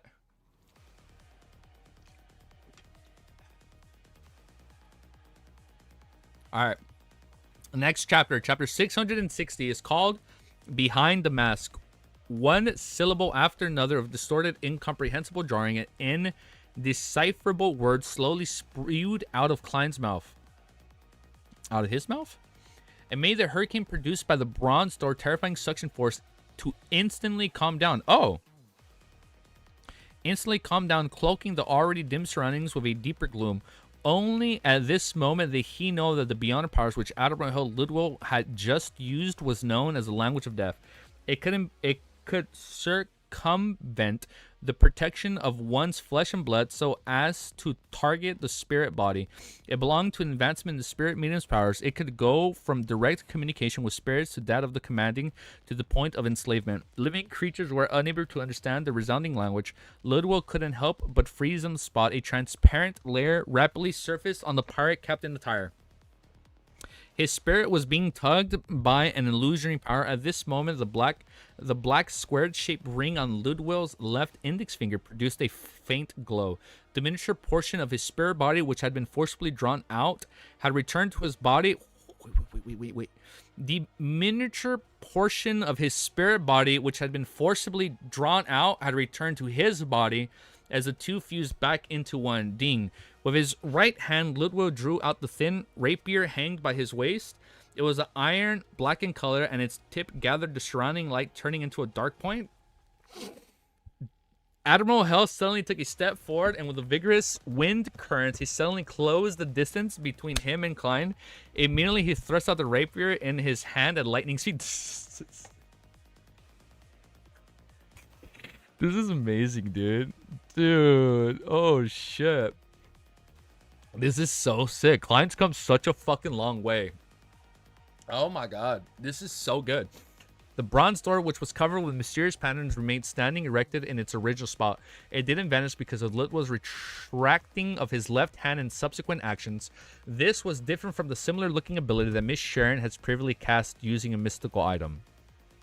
Oof, the black rapier pieced through Klein in an unavoidable manner. Ooh, it got him? Klein's figure... Oh, and he doesn't have damage transfer. Klein's figure rapidly crumbled into a... Oh, okay, it's his paper figurine. Klein's figure rapidly crumbled into a piece of paper. Its surface turned yellow and dry as though it had been weathered for thousands of years. A hurricane brought about by the bronze door completely pulverized the paper figurine. Okay, it was a paper figurine. In mid-air, Klein jumped out of the darkness as he held a huge handful of charms from the sea god domain storm. He quickly shouted an ancient Hermes as the thin... How is this not the Volume 3 finale? How is there more after this? Like how is this not the Volume 3? Like, there's more? This feels like a Volume 3 finale, dude. Like, it really feels like after this, he finds a mermaid, he hits Marionettis, and the volume ends. Well, there's clearly more, because it doesn't end for, like, another, like, 60, 70 chapters. In mid-air, Klein jumped out of the darkness and held a huge handful of charms from the sea god domain, Storm. He quickly shouted, little does he know. I don't want to know. Hold up. I actually don't want to know what you guys know. He quickly shouted an ancient Hermes. The thin flakes lit up individually as he sacrificed himself to sea god. This also meant that if Klein wished so, he could recycle the most of the materials and use it multiple times until the metals could no longer withstand the spirituality. Whoosh. Blue wind. Thank you guys for 30 plus of you guys here. Blue wind blades shot out of the surrounding water, sprayed out heavy waves that were all as tall as the ship, as Klein didn't attempt to have any time to distinguish between the different kinds of charms. While these attacks inundated Ludwell, the extraordinary effects of the augmented Admiral, he was given augmented effects like underwater breathing, underwater mobility, flight, and pressure resistance, none of which were useful at the moment. Ludwell suddenly opened his mouth and produced a silent screech. He then struck the waves beside him as countless winds of blades temporarily froze. Oh, they froze in midair. As countless wind blades temporarily froze in midair. That is so sick, dude. Immediately following that, Admiral raised his left hand as the black square-shaped rings on his index finger produced a sinister and eerie glow that instantly brightened. Whoosh, the bronze star, which exuded an indescribable feeling, instantly swelled as it doubled in height and width. Amidst a heavy creaking sound, the gap in the door opened. The already terrifying suction force immediately rose to an unimaginable level. Blue wind blades and black sea waves were producing as Klein charged at the door from the air, headed straight for the strange vines and arms that extended outwards. Klein had planned on using the Priest of Light by clashing head-on with the bronze door with a light of holiness to catch a breather, but he definitely needs a breather during this fight. What do you think of Klein's most important beyond part? Dude, I don't even know, man. I don't even know what's the most important thing going on right now. Like, too much is happening. They're like, I can't really, like, process it. Because it's so badass, dude. I'm too excited. I don't know. The fireball, like, definitely not damage transfer. I know that much. I don't know if he's going to be able to use that. Breathing tube? Oh, look, it's funny because in Volume 2, I was making fun of that ability. Like, breathing tube. Why would he need to breathe underwater? And, like, clearly, right now, I was like... This is like the perfect time to use breathing tube. And then once he hit his current sequence, like he was able to go to like deeper breaths or like hold it for longer periods of time. But this is so sick, dude. The white flame scattered as he rained down, but all it did was make the bronze star quake a little and dim a little. Klein took the opportunity and snapped his fingers. The few matchsticks he separated in his pocket immediately lit up as scarlet flames rapidly enveloped his body as melted away. A flame burst out by the side of the bronze door as Klein leaped out of it. He instantly noticed that Anderson Hood was floating in mid-air in a rather awkward manner. He held a burning white spear. He instantly noticed that Anderson Hood was floating in mid-air in a rather awkward manner. Now he has a spear? He held a burning white spear in his palm. The strongest... Dude, Anderson is so badass, dude. What the fuck? I lost my place. Shit, I'm too excited. The strongest hunter had finally arrived, but he had just appeared unaccustomed to flying. When Lidwell looked up and saw the scene, the pale white flames behind the silver mask clearly jumped twice. Clearly, he never expected that the future had two other powerhouses at the pirate admiral level, apart from Admiral Starscat Leah. Wait, hold up. That didn't process. Anderson, you're telling me he's admiral level? Wait, that would make sense. Reaper, sequence 5? Wait, no. He's running? Ain't no shot he's going to run away. Are at Admiral level, apart from Admiral Strike Cat Leah. Furthermore, the wielder pretty good mystical items and sealed artifacts. At this moment, Lidwell suddenly raised his hand and pressed down on his face, surprisingly taking off his silver mat. Ooh, he took it off? Heavy, pale, white light suddenly spewed out from behind the mask, causing endless silence to instantly spread out from the black squared-shaped ring on Lidwell's left index finger.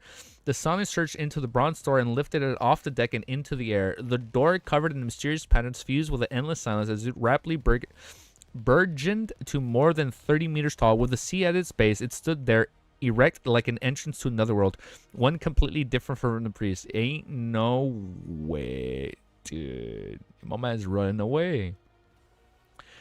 The door, covered in a spears pattern, fused with the endless silence as it rapidly burns to be more than 30 meters tall, 90 feet.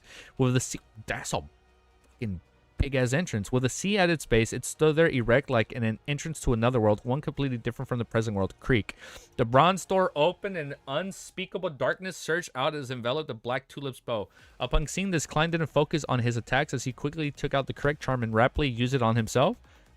A strong gust of wind swept over and lifted him above the Black Tulip. With a pull of the darkness, the gigantic sailboat steered into the bronze door 10 meters at a time as it sailed into another world.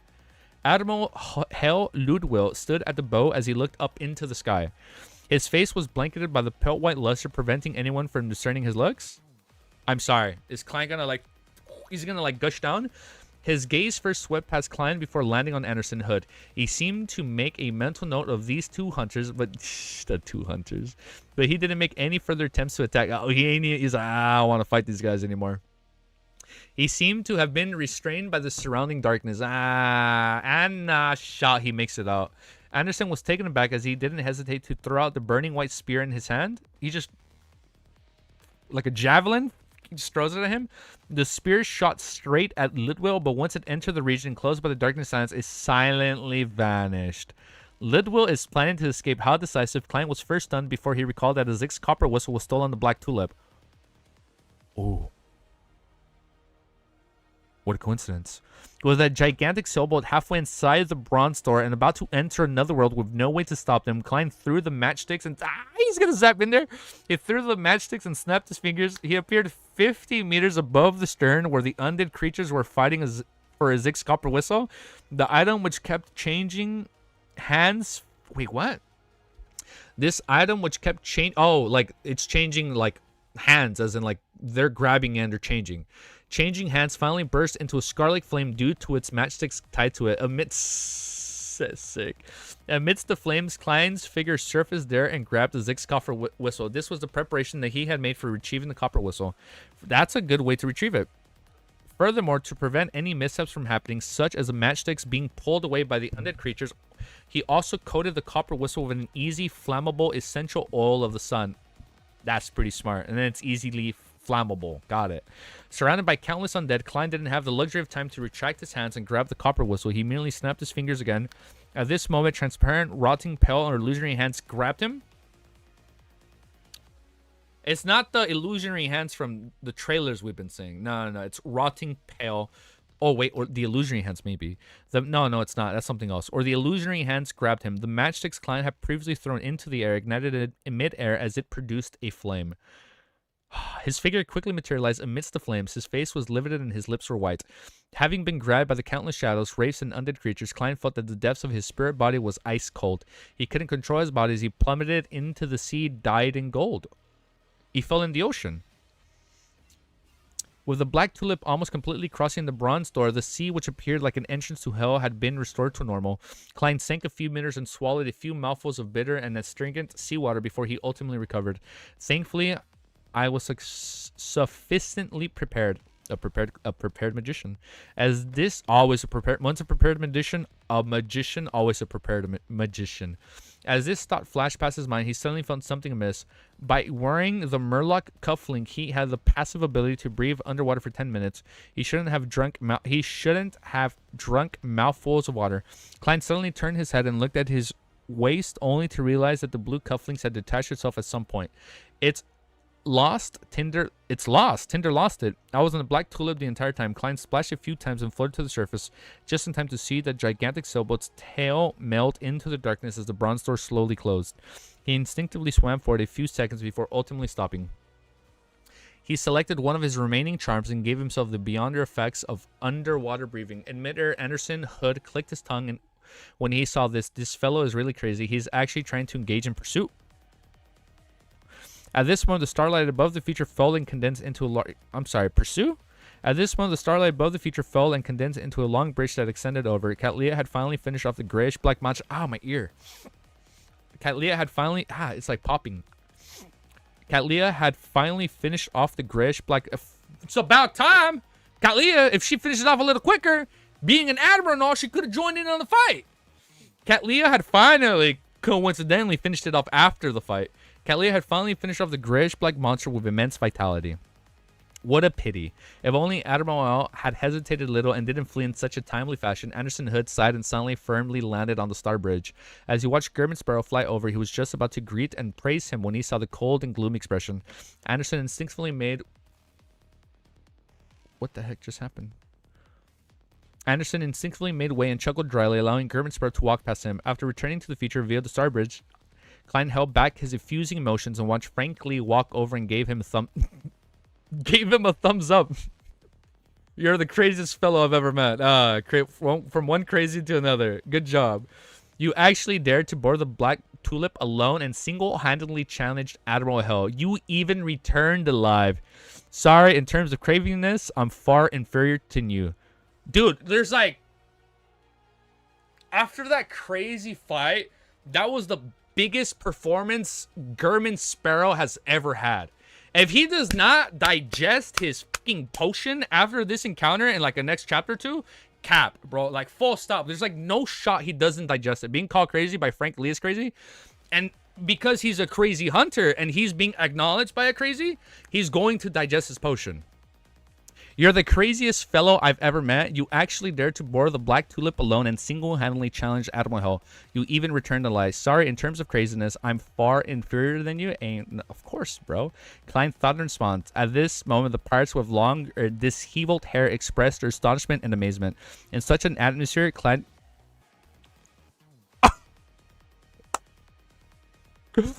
In such an atmosphere, Klein closed his eyes and felt his faceless potion completely digest. Literally 1 second later, I just had to shut up and read another paragraph. Shit, dude, that is such. I'm getting emotional, bro. Like genuinely, cinema to more. I just had to shut up and read 2 more lines. Look, dude, I'm getting emotional. Ignore the pimple right here that's not ready. But look, I'm getting emotional. That was such a badass fucking fight, dude. Oh my god. Holy shit, man. My ears are popping. I feel like I have a fever. I'm like burning up. And we still gonna read, man. Perseverance, man. Holy shit, man. Spiritual intuition. One could say I probably divined that. Wow, I use a divination. Like, is he gonna digest or not? Chapter 661 is called Approaching because he's about to approach that fucking marionette's potion, dude.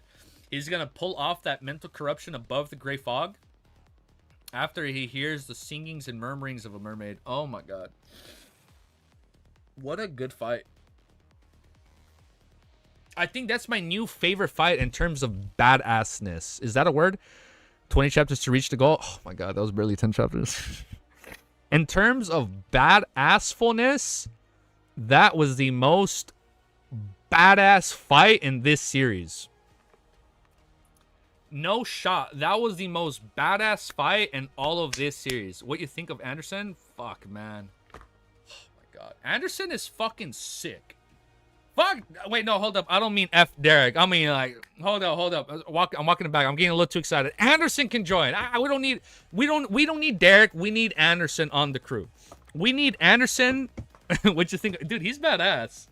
What do you mean he's unlucky? He's fucking badass, bro. He ain't no unlucky. He's literally lucky. No, he's enhancing the team. He's making us all look even more badass. What a good fight. Wait, did I say Derek? I'm in the knits. Wait, my bad. Well, yeah, I didn't. Well, hold up. I didn't mean. I'm not trying to diss Derek. Yeah, I meant the knits. Yeah, my bad. Like, we don't need the knits. We need Anderson on the crew. Like, I'm telling you, we need Anderson for our double trio. I assume that's why everybody likes Anderson, because I feel like maybe Anderson becomes more of a focal point until the end of this volume rather than the Nits, and maybe he comes towards the end. But Anderson is fucking goated, bro. Anderson is such a badass character. The switch up is crazy. Just a little bit. Just a little bit. All right, let me quickly update this bad boy. One sec. One fucking second, dude. Let me update this shit. 2 hours. 2 hours. 5 minutes. 54 seconds. Mr. Dogshit is king. I know you didn't call him dogshit. It's just that's his vocabulary. Yeah. Dude. Nah, yeah, I didn't mean Derek. I was talking about the Nits. Like, we don't need the Nits on the crew. We need Anderson on the crew. The Nets would cry if he heard you. He would probably be heartbroken that I said that. Unironically, yes, he probably would. He'd be like, how could you say that about me? He'd be like, dog shit. I thought we were homies. Alright, let me update this. Almost done with my monster.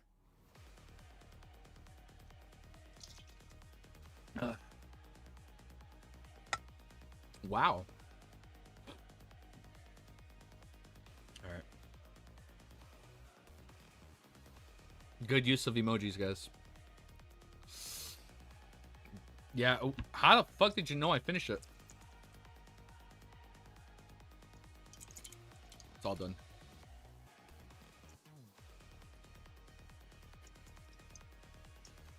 Yeah, I mean, we'll see what's up. You think Monster is king? Well, we'll see what's gonna happen. We'll see. We'll see. But right now, Reaper? That's pretty badass. I'm not even gonna lie. Reaper was fucking crazy. One sec.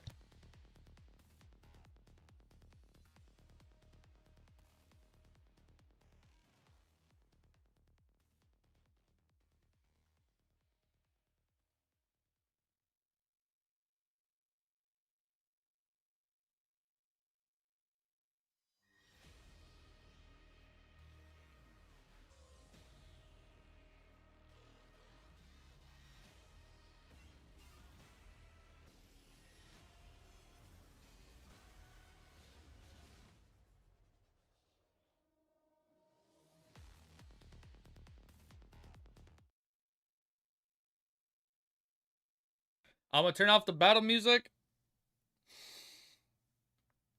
Let me do a little stretch. It's been 2.5 hours. Let me just get a little stretch. Sorry, I burped. That was pretty gross. Is my air even on? Yes, it is on. Oh, I'm so sorry. Sorry, I had to burp. It's the monster. The monster came out of me. 661. Approaching marionettist. Damn, man, that was good. Yeah, Ellie's outside. I can hear her barking a little bit, so she's having fun. I bought her a new little toy, and she fucking loves it. Oh, man. Give me a sec. I drank an entire monster, and I'm still yawning, dude. No, we're not losing control yet. Ugh.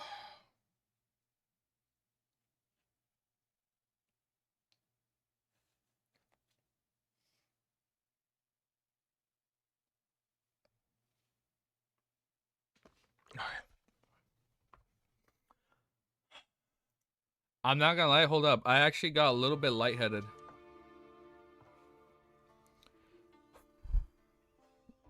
I'm not even kidding you, dude. Look, I'm like a little lightheaded. It's seeping in right now. Before we read, I'm genuinely lightheaded after that whole encounter. Oh my goodness. Oh. I'm genuinely like, now it's like wearing off, man. My excitement, my adrenaline, my adrenaline. My God, I can't speak. The rush was so high that now I'm going through the lows. Woo! I got lightheaded. Chapters. I gotta take off the headphones. If it's too loud, too low, you guys let me know. But chapter 661 is called Approaching. Want to take a break by looking at Anderson art? You know what? Let's look at Anderson art. Yeah, send some. Let me see. You guys got some? Why is it not opening it?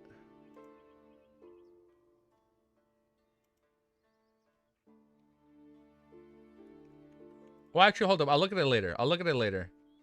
Wait, I'll look at it later. I'll save it. Cogitate, man. Wait, hold on. Wait, no, it's alright. Before I look at the fan art, I just saw one picture of him. Start here? Okay, let me click on that. Start here.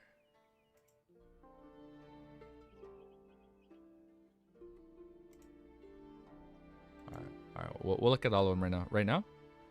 Alright. Let me see if I have the Discord app working. Discord artwork easy geeky server. Okay. Okay. Wait. Why is it only showing that part?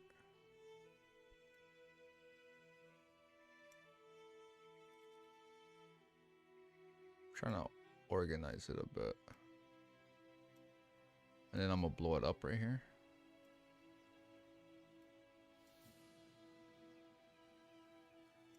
I think that's good, right? Let me see.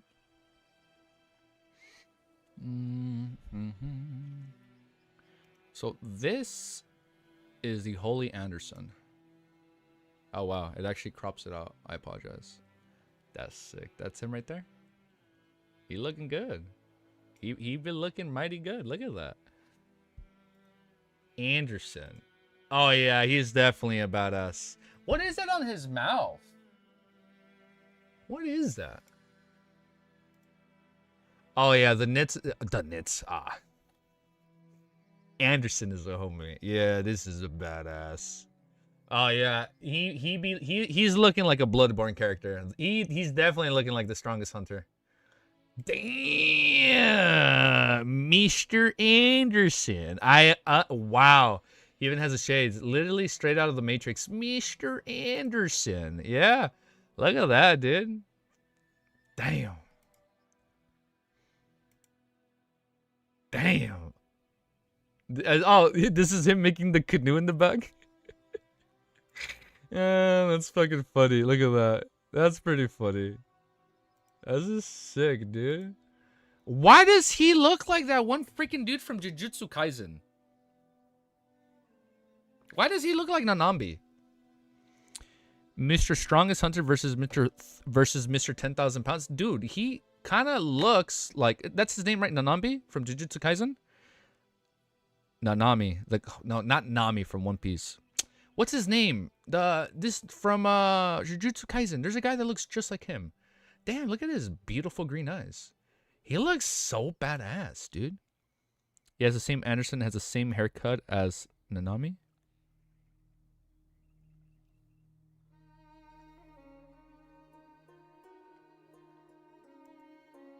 This is so sick, dude. He is so cool. Yes, I'm talking about the glasses guy from Jujutsu Kaisen. There's a guy with glasses from JJK, and he kind of looks like him. That is so sick. Nanami. Got it. Look at that. Oh, this one is. Look at them. Get him out of here, dude. It's all about Anderson now. It's all about Mr. Get Derek out. I'm sorry, I didn't mean to. Hold up. I'm not trying to talk smack on Derek. Get the nits out of here, bro. It's all about. I'm Team Anderson now. Get him out of here. Wait. I am Team Anderson. I am on the Anderson supremacy. Maybe instead of the Nits joining the Terror Club, he can join the Terror Club. No, it's sorry. No, I'm not talking. I'm sorry. I'm getting too excited. They can both join. I like them both. They're really cool. These are pretty cool characters. Yeah, I really like Volume 3. I think this is my favorite volume. I think Anderson is the one with the red. With the what? With the red sash? Like, oh, well, it was cool. Wait, we ain't making 30 chaps today? Yeah, we're gonna make 30 chapters. No, that's oh wait, no. To be fair, I don't think we are gonna hit 30 chapters. I don't think we are gonna hit it, but I will do my best. Go to sleep, wake up, cry because no Anderson content. That was a funny one. Now the Nits has a red sash. The Nits, Derek, Cynthia, Katlia. Bro is in his mixing sequences. I did say Cynthia and Katlia. Yeah. The Nits and Derek. Bro is in his mixing sequence, because like there's so many characters, bro, in this series. Like, wow, like it's crazy. Like, I have never read anything in my life with like this many characters. And I guess it's not that it's hard juggling characters. I just sometimes mix names, even though it's not what I'm trying to say. False advertising? No. We're never false advertising, but we are going to do our best. I'm going to put a... You know what? Hold up. Let me edit stream. I'm going to add the title. Well, I'm going to put an asterisk right there. 30. Hold up. We're gonna do our best.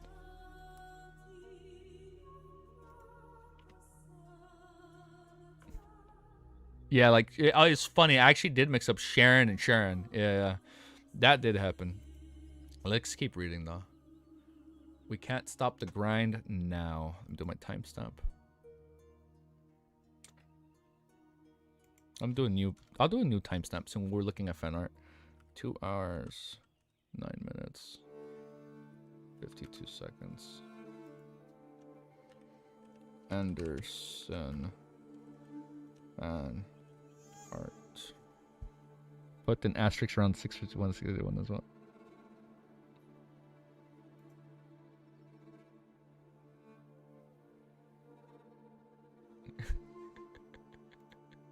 Wait, hold on. Don't worry about the specifics. Sharon and Sharon is understandable though. It's true. And then they were both Wraiths on top of that. I'm like, wait a minute. Like how did she become a bodyguard? Like, oh wait, yes, it's not that Wraith. Hello, yeah, what's up, Merlin? Thanks for tuning in, dude. Bro, we just Merlin, you missed out, man. We read probably like the best, most awesome, tacular fucking fight in LOTM. And I don't mean that the other fights are bad. Like there are fights where it's a really emotional journey. And then there are fights that are badass, and this fight ranks up there as a badass fight. Like the Magoose fight and the Instant Will, like those were like emotional moments. Or like in the Mr. A fight, that was a badass fight also, but it had an emotional cause and effect. This was just straight out fucking Giga Chad, man. I always missed the best part. I'm sorry. Everybody's going crazy, man, with his rampager emojis. You know, I think that was a good use of a custom emoji. And some of them, they have like the black background, because when I was trying to upload it, like just the sticker, it was more than 1 fucking megabyte and it wouldn't let me upload it. It was pissing me off. So I don't know if I'm supposed to like save the sticker on top of that until like it's less, until it has a lesser pixel count, and then it'll let me upload it. But we'll see. That wasn't a fight. That was Klein. You know what? You're right. And even though Klein was running away from Mr. A, it was still a badass fight that showed his strengths and merits. That like this is him surviving. But this is like this was his Giga Chad fight. From all his badass fights, this was the Giga Chad fight. Gotta watch the vid, bro. That, fuck, man. You know what that shit reminded me of? It reminded me of when I watched Pirates of the Caribbean in theaters. Like, for people that don't know, like, the first 3 Pirates of the Caribbean movies were like some of my favorite movies ever growing up, man. Like, I used to watch 1, 2, and 3 like religiously. So fucking good movies. So fucking good. Like, they were really good movies. And like, what's it called? World at War? No, what the fuck? Not the not the Tom Cruise movie. And the third movie, when they're like fighting in like the vortex that's pulling them in, and like fucking like it's so cool. Like, it was so cool. That's like the vibes I was getting. Like, it was such a fucking badass mystical pirate fight. I love Curse of the Black Pearl. Bro, the first movie was crazy, dude. Oh my god. Even Dead Man's Chest. Oh my god. Oh my god. Let me fix my neck. Alright, World's End. I said World at War, my bad. Yeah, I said Worlds of... What's the Tom Cruise movie? Worlds at War? World at War? It was like one of them, it was one of Joaquin Phoenix's like first ever movies back in the day. When he came out in that movie. Oh wait, no, not that one. Wasn't it Signs? Shit, my memory's failing me. Sorry, I'm getting sidetracked. Oh, I even like the 4th movie. You know what's funny? In the 4th movie, he heard mermaids. I even like the 5th movie. That one was pretty cool. With that one actor that's like against Sparrow or whatever, because like he's like cursed him and like lured him into it. Like, it was cool. But let's keep reading, man. Davy Jones is the best villain. Yeah, Davy Jones is a pretty cool character. Oh man, my ears. Hold up, man. I'm suffering like I'm suffering the lows right now. The highs were so high during that fight. I'm like recovering, man. Just imagine season 3, my guys. The whole compass thing turned me off in the 5th. I don't remember that part. I don't remember the specifics. I just remember the bad guys. Actually, the only thing I remember from the 4th movie is the mermaids he finds. I don't really remember the... And then the 5th one, I just remember the bad guy. I'll probably have to go back and watch them. Yeah, that plot hole. Exactly. I don't remember that. Point is, that fight just like, it made me relive my childhood. Because as a kid, I thought pirates were like really cool, like in Pirates of the Caribbean. Well, at least the good pirates, not the bad pirates. You know, like Jack Sparrow and his crew. I'm like, these guys are badass. Like, I was like, this shit is fucking cool. Mermaid, I know what kind of man you are.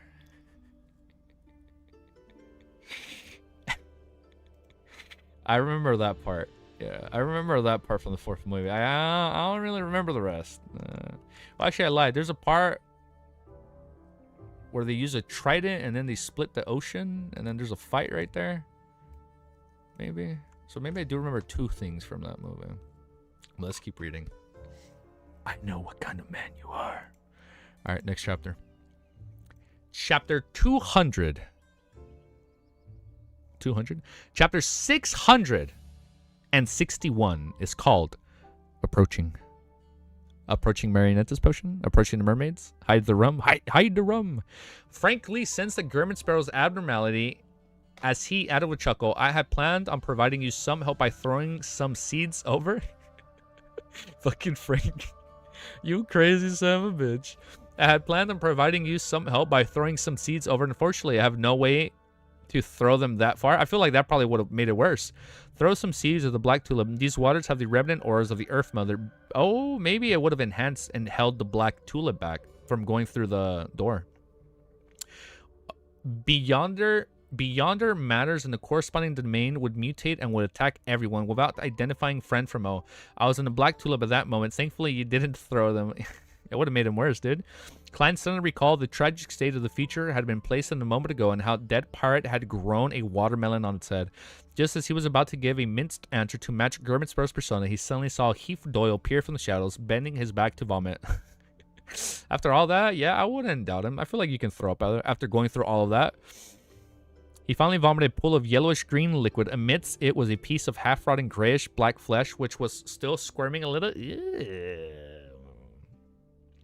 Heath Doyle continued vomiting similar items. Upon seeing this, other than feeling somewhat disgusted, Klein felt significantly relieved.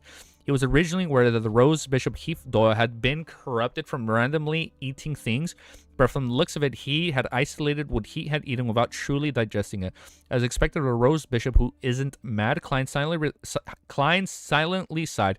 Just as he was planning to look away from the vomit, thoughts suddenly flashed in his mind. You know what? Hold up. I gotta praise. I gotta glaze this series.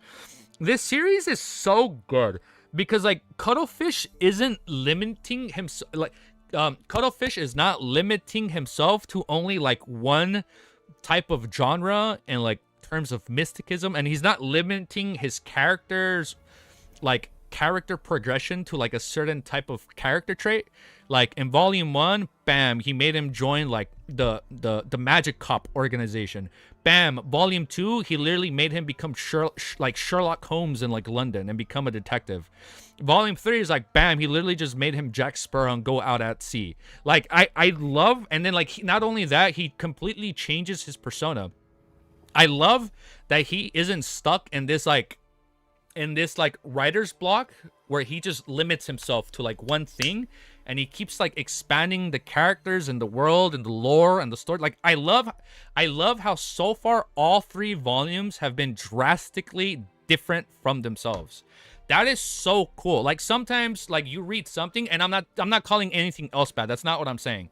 But like say for example you read Percy Jackson, or I never finished reading Percy Jackson, so this is a bad example. I don't know. But when I remember from what I remember reading Percy Jackson like 15 years ago, it was kind of limited to one thing, right? And I really liked it. And I never went back and finished it, I know.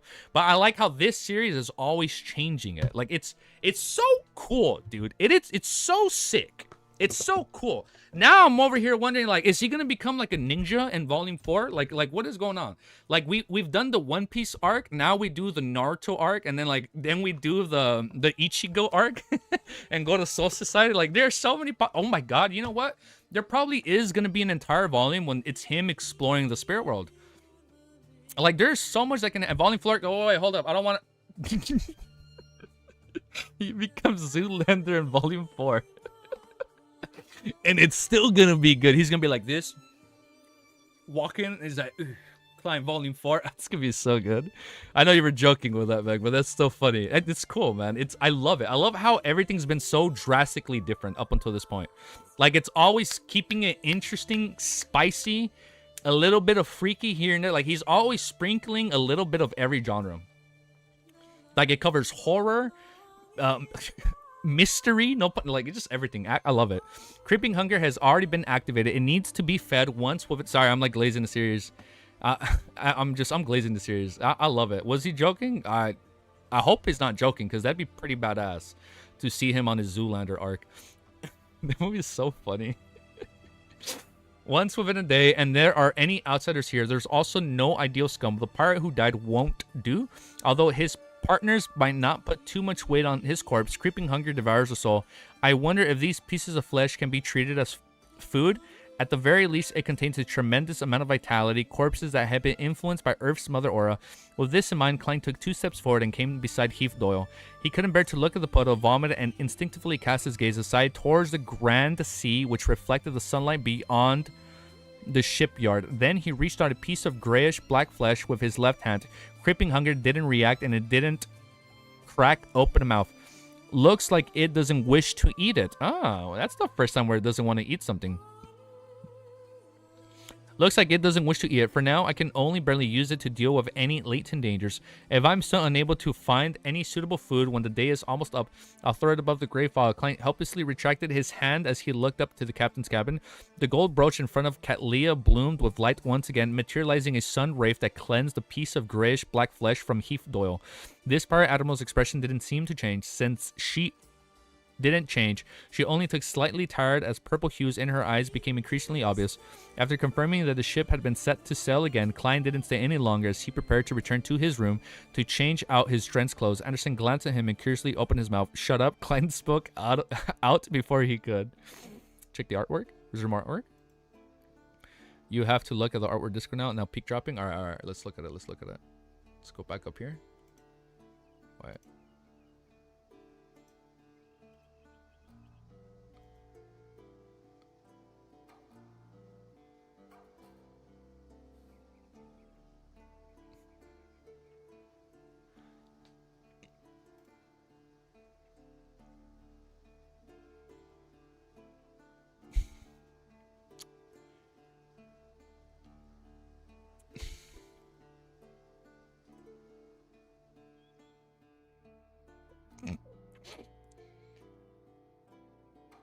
Just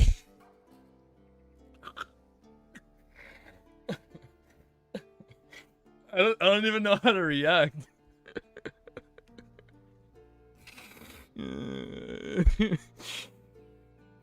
Just to check up, please. I've been feeling sick. Is Ellie the doctor? Dr. Ellie, what's wrong? Hey, Mr. Geeky, you're pregnant. It's a boy. Oh my god.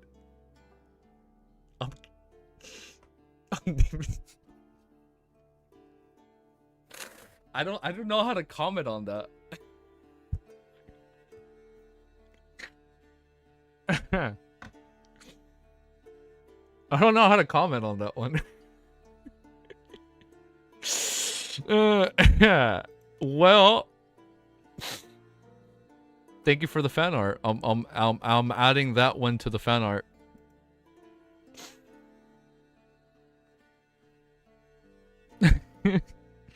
We're adding that one to the fan art. No need to comment. Just save it. We're gonna bro suck corruption. Oh shit. Oh shit. Wow. Wait, hold up. Before I add it, on a serious note, can we change the words where it says I'm keeping it? I know that's a very subjective thing for people. Can we just like rename that part to just or like ... like I'm flabbergasted? Send that to the miss? No, I'm definitely not showing that to the miss. She'll be like, what the fuck are you guys doing? Yeah, but can she'll be like that. She gonna be like, that was truly unhinged.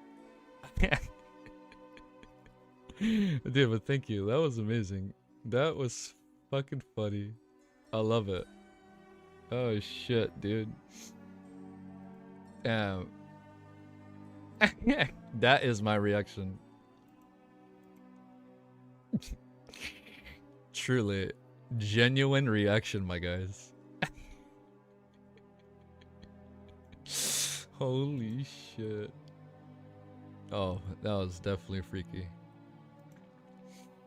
Oh man, anybody got any drawing recommendations? We'll try and keep it corruption free. Oh man, yeah, Unhinged, you have a lot of potential. You have a lot of potential with these comic strips. Oh shit, that was funny. Now you can relate to clients. Oh my god, I can now relate to his trauma. Alright, let's keep reading. The turn of events had made him lose his Murloc cuffling, therefore he progressively found the person plagued with bad luck as a sore sight. He was just short of defining him as food for creeping hunger. Alright, Anderson raised his arms. I was just drinking silence. Klein ignored him and entered the cabin before returning to his room. Inside his bathroom, he picked up a water creation charm and activated it with ancient Hermes. With a tulip of clean water, he took off all his clothes and slid in. The ice-cold sensation in the warm sunshine significantly soothed him. He picked up a pen and paper he brought from his desk and wrote down a divination statement. The location of the Murloc cufflink.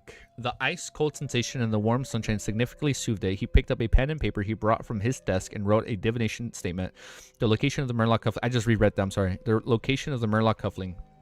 After reciting it 7 times, I scrolled down too much. After reciting it 7 times, Klein completely leaned down using the front of the bathtub as a pillow before entering his dream. Amidst a grayish blur and a disconnected illusion word, he saw a zombie rotting in several parts of the deck. The blue Murloc cuffling was embedded in the flesh of a zombie's left waist. Apart from the deck, it was pitch black. It was impossible to tell where the ship was. It really is on a Black Tulip. Klein opened his eyes and came to the conclusion. I hope Admiral wouldn't discover it. This way, I can use the cuffling to lock on the Black Tulip's location. It's not a big problem, even if he discovers it, as long as Ludwell doesn't throw the cuffling away and there isn't too much of a delay in time. I can use it to locate his ships. However, the place to do divination will have to be above the gray fog instead of the real world. Also, I need to perform divination disruption ladders to prevent Admiral from locking onto me with a cufflink or even be able to curse me. The ring really seems like an item left behind the ancient death. Yes, I should write to Mr. Zick and inform him this. Klein quickly rinsed his body and walked out of the bathtub. After wiping himself dry, he switched onto the low-end gentleman. Yo, what's up, dude? What's up, guys? What's up, guys? OG, man, you missed out, dude. Wow. A lot has happened in this stream. After wiping himself dry, he switched into the low-end gentleman's suit from before. He first adjusted his inventory and washed his clothes before unfolding a piece of paper, taking out a Zig's copper whistle. Standing beside the desk and looking at the objects on it, Klein hesitated when he extended his right plan. The light in his eyes flickered before he put away a Zig's copper whistle and placed it into the small metallic box. He then isolated its aura with a wall of spirituality. He planned on summoning the messenger only after he left these waters and the future. I suffered quite a huge loss this time. Thankfully, I finished digesting the faceless potion. I can now just wait for the appearance of the mermaid. Yes, the actual situation on this battlefield of gods is different from what I imagined. It actually has the aura of Earth Mother. It must have been left behind later. Otherwise, it's impossible that a deity can't control her own aura. None of the 8 ancient gods in the second epoch wielded the authority of the earth domain. There are some suspects among their subsidiary gods, such as the giant queen, goddess of harvest Omilla, or the goddess of life, who's subsidiary to vampire ancestor Lilith. This is a battlefield with subsidiary gods participating, or is it really wasn't something from the second epoch? Klein knew too little about the battlefield of the gods, so he could only mainly guess and have some fanciful thoughts. He focused again as he began cutting some paper figurines and drew the full symbol of concealment and changed on them. Pa. Oh, what's up, dude? Yeah, I'm glad for you, dude. Nice. Yo, that's awesome, dude. Congrats. I hope everything went good. Klein raised the paper figurine and shook it. Flames appeared out of thin air as the paper figurine burnt to a crisp. By doing this, we are recording, right? Yes, 661. Yes, we are recording. Whew. Flames appeared out of thin air as the paper figurine burned to a crisp. By doing this, he could attain the desired effects to a certain extent. If he wished for better effects, he had to go above the gray fog to respond. He could use the Black Emperor's cards to stir the powers of the mysterious space, coupled with a paper angel to provide protection. With a Zix copper whistle and Will Ossipton's paper crane interfering with a suspected existence to spying, Klein returned to the bathroom and methodically finished what he needed to do. After tidying up the room, he put on Creeping Hunger and Tinder, and he slowly walked to the deck, prepared to seriously observe his surroundings so as to not miss any clues or mermaids. We gonna find a mermaid this stream, huh? Just as he left the cabin, he saw a seated Anderson Hood leaning against a wooden alcohol barrel. Oh, wait. I remember what happened the last time he was by an alcohol barrel. It was not good. He had a gloomy expression as his aura was converged. It was as though he was in a thought of feeling melancholic. He really kept his promise and had been silently drinking. Klein mumbled to himself as he passed by Anderson. Anderson slowly looked up and asked as though he was in reverie, "Is there a problem with the alcohol here?" Klein was taken aback as he surely replied, "Yes." Anderson fell speechless. Oh no, is that a bucket for something else? This fellow is just too unlucky. His beyond powers had even failed to help him point out not detecting the problem with alcohol. The corners of Klein's mouth twitched as he continued forward. What is it? On the deck, many sailors were gathered together, watching Nina take on the Dusty as the Lord of Storm's priest. She was holding a wake and receiving the pirate. Bad luck magnet. Wait, what was in it? Oh, it's Frank's alcohol? The bull milk? Is it bull milk?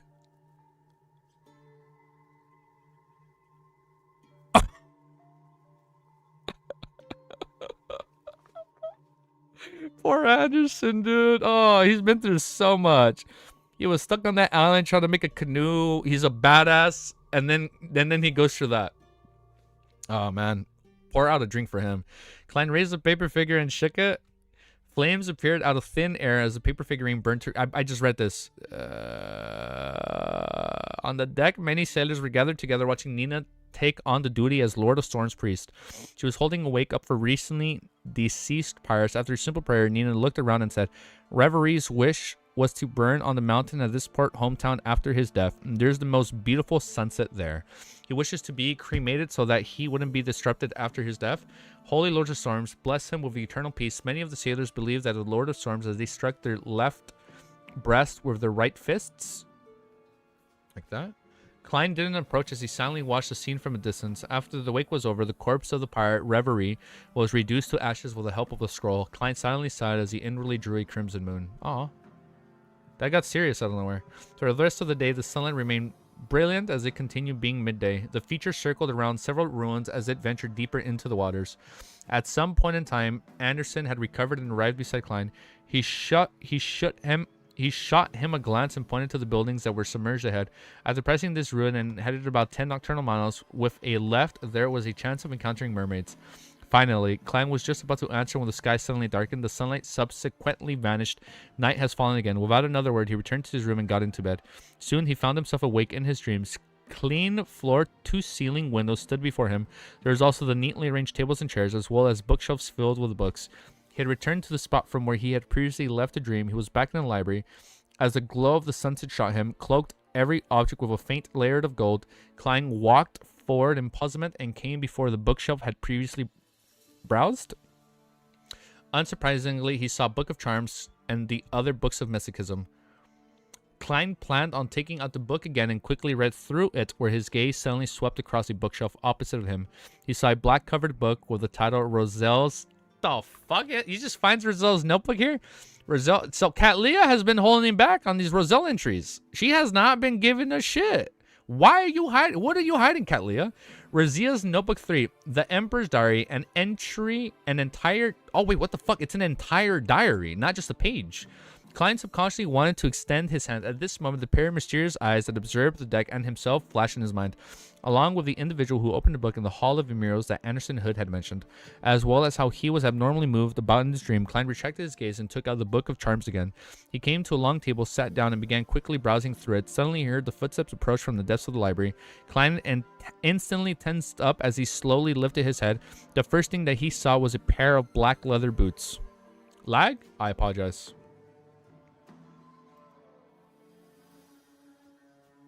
I think it's coming back.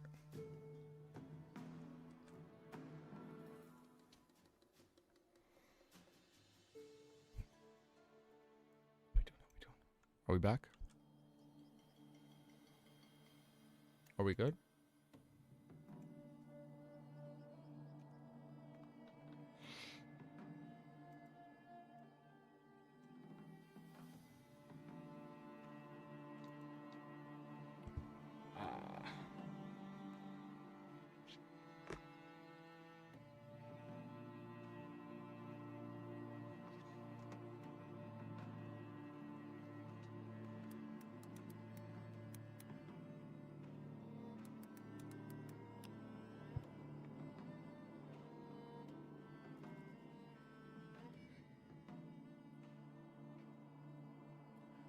YouTube has never know how to make slowly as such fears were experienced buffering.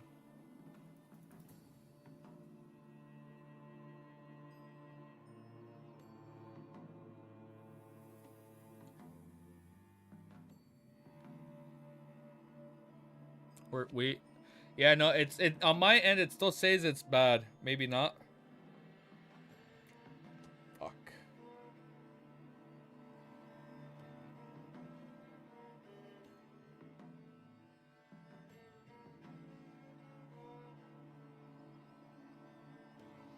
The leather boots crashed the stream, man. I feel like I may know who these leather boots belong to. Man, this Wi-Fi is running so smoothly as heck. Never has it ever been better. Keep it how it is, Easy Kiki. Now we might be good. Shit. Alright.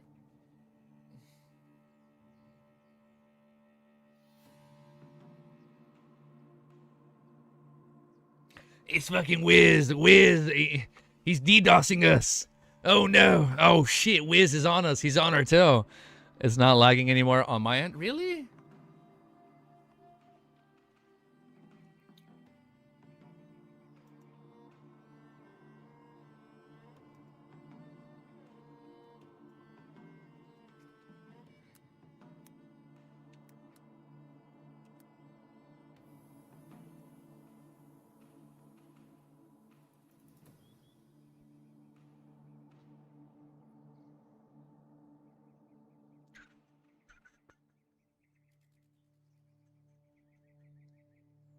Or it's coming back. Okay, you guys are saying no.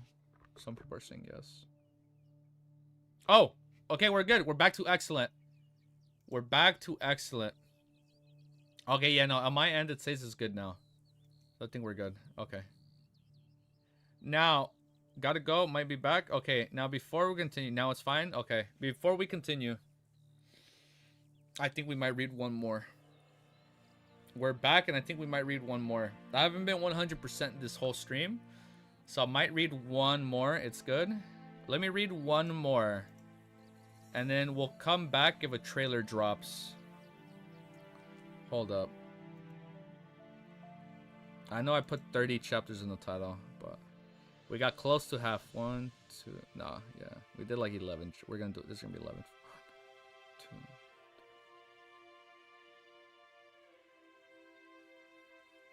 This would be the 11th chapter. Fuck. I'm just doing my timestamp. 2 hours. 20. Oh my god, it's lagging again. Shit, it's lagging again. It's good? Fuck. No, never kill. It's never clickbait. Fuck, it's lagging again. YouTube is not... Why is it doing this now, man?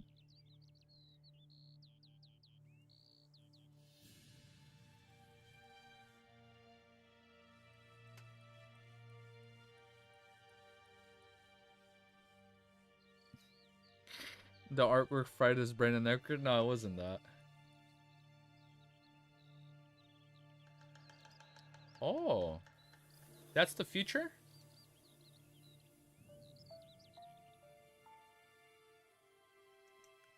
Okay, that's a crazy ass artwork, Romero. What is that? Is that official artwork or is that fan art? It's fine for me now? Okay, well we'll keep reading. We'll see how it goes. Let's read one more chapter. Let's read one more. We're back? Okay, let's read one more and we're gonna finish strong. I know it might be a little... Seems fine for me now? Okay. At least on my end it says it's still bad, but I know you guys are saying it's good. So let's do one more.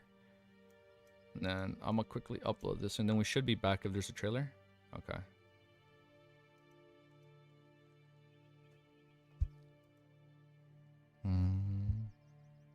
Okay. Alright, next chapter is called 662 Powerful Aura. As his gaze moved up, Klein roughly guessed the owner of those footsteps. She was a woman. Wait, hold. It's the woman in leather boots. Come on, come on, come on, come on. Wait, no, wait. I'm stalling. It's not Edwina. She had leather boots. Edward's Edwina? But she wouldn't even be in the dream. Why would she be here? Who else has leather boots? I'll be quiet. Let's keep reading. As his gaze moved up, Klein roughly guessed the owner of those footsteps. She was a woman wearing beige trousers that made it easy to move about. She wore a pair of long black leather boots, but on her body was a light brown skirt that reached her knees. The hemline fell down diagonally in layers, giving an unrestrained cool vibe to her. Such a getup made Klein feel as though he had returned to Earth. This was because in Lowen, Intis, and Fasik, Fana Potter, Lenberg, Mason, and East... was it Masson? Masson, East, Balam, and other countries. None of them had popularized such styles. Klein lifted his head faster and finally saw the lady's appearance. She had a long chestnut hair and it naturally cascaded down. Her straight eyelashes extended out just perfectly. Her deep blue eyes were deep and profounded as though it hid an ocean in them. She had outstanding beauty, but that wasn't the most eye-catching thing of all. Her actions naturally effused a sense of nobility. She gave off a strong impression about how she had enjoyed having the statues of being someone important for extended periods of time. Klein subconsciously tried to bow his head and avoid meeting her gaze. Furthermore, she's very tall. She's almost as tall as my state as Klein Moretti. Klein suddenly added inwardly. After completely digesting the faceless potion, he came to a realization that one's self was an amalgamation of personality, experience, knowledge, and social connections. His look and build could be changed at will. Therefore, as long as he knew who he was, he didn't mind using the word state to describe the characteristics of each of the different identities. After all, every faceless change could be fixed without any additional maintenance. This also meant that even without the corresponding Beyonder powers, he could still maintain his external appearance as Gurmik Sparrow. And because of that, he could easily make Klein Murdy grow taller if he wanted. Tap, tap, tap. The lady who exuded the feeling of looking down from above walked in front of Klein. She pulled out a chair and sat down. We meet again. The lady with a gentle and emotionless tone. We meet again. Woman in leather boots. The way she speaks sounds familiar. Klein's mind whirled as he remembered the source of the sense of familiarity. The scene of her arrival immediately resounded in his mind and finally fixed on the pair of the black leather boots. I'm sorry. Is this the woman that had leather boots in Volume 2 in the museum? The high sequence of Beyonder? It's her. Klein suddenly recalled the relevant scenes. Back when he used his spirit part. Ah, it is her. What the fuck? I don't remember the chestnut hair part, but I remember the leather boots. Back when he uses, yeah, it is her. Yeah, right here. She was the lady that was like holding him in midair. Like, what are you doing, bruh? Lag? Is it lagging again? I'm sorry. Back when he used his spirit body state to infiltrate the Royal Museum and retrieve the Black Emperor card, he had encountered a demigod. I think stream just crashed.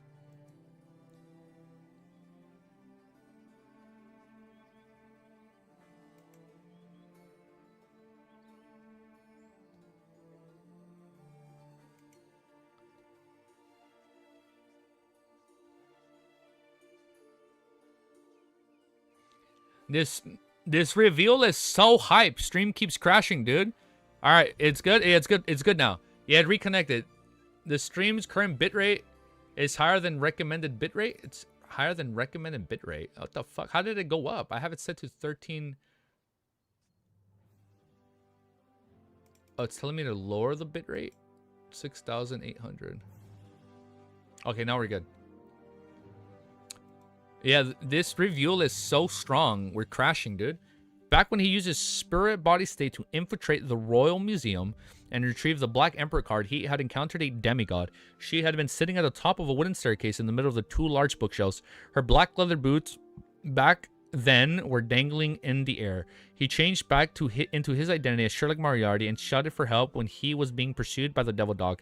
Midway, he encountered a forest path formed from a green pea vines. He had no choice but to follow the carriage into the mid bay, where he saw the pea vines interweave to form a hammock and a pair of black leather boots. It's her. Why would she appear in the dream world and these waters? Besides, she said, "We meet again. I'm German." So she knows it's him. How do you even know? I'm German Sparrow right now. Amidst his thoughts, Klein replied with a deadpan expression. We haven't met before. So what if you're a demigod? As long as you are an angel, I can use the sea god scepter to resist you in this dream world. Klein encouraged himself in secret. The lady with long eyebrows sat there and lifted her chin and observed Klein for 2 seconds. Is that so, Mr. Shit. Is that so, Mr. Hero Bandit Black Emperor? How does she know that? How does she know that? Klein's thought, like, there has to be, like, some, like, lingering aura from using the Black Emperor card, and, like, she was able to, like, follow him that way. Klein's thoughts erupted with a boom as if he had been struck by lightning. His thoughts were reduced to countless fragments that were left in shambles and chaos without any main thought.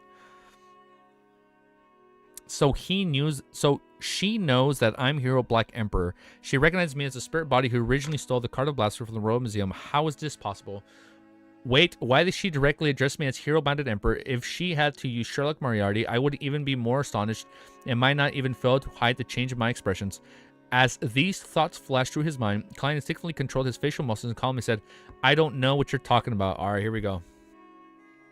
The lady, so maybe she's a lot more mysterious than we were led to believe. Like, I already labeled her as Mysterious Lady in my Volume 2 notes, but maybe she's a lot more mysterious. The lady who wore clothes that were different from the present fashion trends. Wait, the lady who wore clothes that were different from the present fashion trend. I'm sorry, she also transmigrated and that's why she dresses differently from everybody else? Didn't repeat her words or explained anything. Instead, she said in a direct manner, and that's why she has leather boots. Like, how were her boots made from leather if leather is so hard to acquire in this world because all the crude oil is missing? Huh? The more it makes you think, right? I never thought about that. Like, how does she even have leather boots if there's no crude oil in this world? Wait, what the fuck? You shouldn't even be able to have leather boots. No, maybe? Or is it rubber? Right? Or is it rubber? Because that's why they can't have rubber bikes, right? Rubber wheels. You're right. Like, it's just that hard to, like, produce, right? Yes. Leather is not from crude oil. Oh, sorry. My bad. Hold up. Sorry. I was trying to connect all the red lines, dude, in this series, man. I was trying to connect all the intricate red lines. Never mind. I'll shut up now. Your identity as German Sparrow was provided by me? Leather is from cow? Really? Oh, you're right. You're right. Hold up. I played Skyrim. Yeah, you use your yeah. Wait, I'm trying to remember how we crafted leather in Skyrim. Hold up, it's coming back. Yeah, you're right. Leather was not required. Crude oil was not required in the making of leather and Skyrim. Yeah, I'm trying to remember. I was trying to remember that one. Definitely an American moment. Klein instantly felt his scalp tingle. He felt as though he didn't have a single secret when facing her. This identity of German Sparrow was created through the use of Miss Sharon's resources channels. This demigod lady is one of them. So she's connected with Miss Sharon? What? Your identity as German Sparrow was provided by me. Klein instantly felt as his scalp tingle. He felt as though he didn't have a single secret when facing her. This identity of Germanspur was created through the use of Miss Sharon's resources channels. This demigod lady is one of them. Right? Miss Sharon has previously mentioned that someone in her circle had been investigating the true identity. That was mentioned in Volume 2. She was like, do you know anything? I was like, oh, I'll keep a lookout. And her circles had been investigating the true identity of the bandit Black Emperor and his promise to fulfill any reasonable request in exchange. For ingredients, it was limited to those below that of a high sequence beyond ingredient. According to Miss Sharon's description, why is she all the way out here? According to Miss Sharon's description, the person who offered the mission was more than 1.7 meters tall, with a very prominent body and long chestnut hair. Ooh. She liked wearing, it was her. She liked wearing black leather boots. Man, isn't that the person before me? Back then, I even suspected if she was a demigod whom I met in the Royal Museum. Furthermore, she knew very well that I had taken the Black Emperor card. Thoughts flashed past Klein's mind, was temporarily at a loss for words. All he could do was maintain a silence. The lady whose chin wasn't sharp and was a little rounded didn't harp on Germanspur identity. She looked out and frozen sunset and said, while you were in the roasted archipelago, Nas Solomon's Black Emperor also appeared in those waters? I believe you know what that means, Mr. Hero Bandit. I don't know what that means. What does that mean? Realizing how she was exposing his identity and was even giving him clues and evidence, Klein could only twitch the corner of his lips and said, I'm sorry, is she also a seer? Klein could only twitch the corners of his lips and say, law of beyonders of characteristics convergence? Wait. The lady of the opposite of him immediately softened as she said with a smile, you really are here. Oh, wait, no, she's... Never mind, she is drawn to the Black Emperor card. You really... So she would have been one of, like, the destined chosen that would be drawn to the card, but then Klein stepped in and took it, right? Because Roselle did say that. Bro got tricked? I'm getting tricked. Hold up. I am a little lost in the sauce. Hold up. You really are Hero Bandit Black Emperor. So you weren't certain. Fucking Klein gave it away. You weren't certain. Klein was like, shit, I should have shut up. So you weren't certain. You were only listening down. You were only listing down the clues and presenting your confident attitude. How was she so certain just now? Does she still have the evidence that she hasn't provided? Klein felt some regret and was abnormally puzzled. The lady who seems to enjoy her standing as an important figure didn't say anything further. She then looked at the bookshelf and said, you discovered that the bookmark had a Black Emperor card through his diary? Diary, this lady also notes... Oh, wait, how the fuck... Oh, my... It's Roselle's daughter. How else would she... It's the daughter. It's... Holy shit. He actually ran into one of Roselle's kids. And that's why she is so... She's probably like... She's over 200 years old. Because she's a high sequence beyond her. Dun, dun, dun! Oh! We did say that in the... We said that way back then. That, like, Klein would eventually run into one of his childs for whatever ultimanium. I kept it vague. I said ultimanium because like, we wouldn't know for what. This is Roselle's daughter. And that's why she knows is a diary. Diary. The lady also knows the so-called Roselle's notebook is a diary. Klein was taken aback as he didn't reply to her. You didn't take the notebook because you sent something, the lady asked. And then that's why she dresses so differently from the current fashion, because she doesn't follow the current fashion. She followed what her dad Roselle taught her back in the day. I'm lost, bro. Hold up. Where the fuck am I? You didn't take the notebook because you sent something. The lady asked again. Klein suddenly realized something, decided not to answer, and instead pose questions. I'm tweaking out. I'm getting lost, bro. Remember how Nast appeared in the spirit world due to the Black Emperor card? Yes, I remember that part. And Nast was Roselle's former... Nast was with Roselle back in the day. I remember that. He was with him. So by default, he would be drawn to the card because he knows of it. I'm pretty sure Roselle only told a few people about the cards of blasphemy. No? Let's see if you're correct or not. Nah, Nast met Roselle once.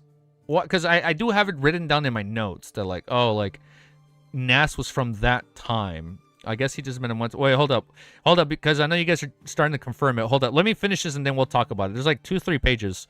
Klein was taken aback and he didn't reply to her. You didn't take... Oh, wait, I read this. Klein suddenly realized something, decided to not answer and instead pose a question. He wanted to extract himself from a passive state and not be led by the nose.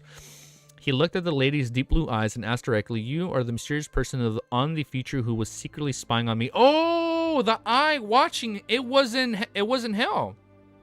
It was her. The beautiful lady who didn't allow anyone to come close replied frankly, yes, Katlia doesn't know that I've secretly boarded the future, but you actually discovered it. A clown's sense for danger. Based on the observation and the information from before, she can basically determine that I'm a faceless, a magician. From her tone, she's very familiar with the Admiral of Stars, the upper echelons of the Moses Ascetic Order, or the Queen Mystic. Klein nodded. Why would she... No, she wouldn't be Queen Mystic. The upper echelons of the Moses Ascetic Order, or the Queen... I'm sorry, is the female mysterious figure with the chestnut hair and black leather boots Queen Mystic? Klein nodded and said, that's right. The lady raised her chin and curled her lips up slightly. It's impossible for a normal clown to sense danger at this level, even if they're already Sequence 5. She has discovered another unique trait again. She knows the seer pathway very well. Indeed, I've been somewhat affected by the Grey Fox power, giving me a direct premonitory intuition, even in situations that aren't dangerous. Klein didn't give her a chance to speak again, and he asked in a deep tone, were the sounds of the door opening and the footsteps heard by the Anderson hood and the depths of the hall of the murals yours? The mysterious footsteps? Were the sounds of the door opening and the footsteps heard by the Anderson hood and the depths of the hall mural yours? Are you referring to the hunter who's plagued by bad luck? The lady asked and thought. Yes, Klein asked. It was indeed... That was her? It was indeed me. The lady paused. Inform that hunter of a prophecy. Inform that hunter of a prophecy. The most lethal danger often lies in day-to-day life. What does that mean? What does that mean? Seeing how she had no intention of explaining, Klein deliberated and asked, you were the one that made me appear in the Saint of Darkness's dreams? The lady covered her long chestnut hair and she said gently but coldly, that's not hard to guess. Through that dream, I confirmed that you took the remains of the sea serpent Calvatua. And like before, you appeared using a spirit body state. You took away the item from John Cutman and vanished directly. Oh, you still carry the Black Emperor card. Klein didn't respond to this topic and switched to asking, you are Queen Mystic? Many people call me by that name, the lady calmly answered. It's so... Wait, Queen Mystic was... Since Volume 2. Queen Mystic was that... Why would Queen Mystic be in Backland guarding the museum? Because of the card? The card of blasphemy? It's really her. This lady's bounty reaches... What the fuck?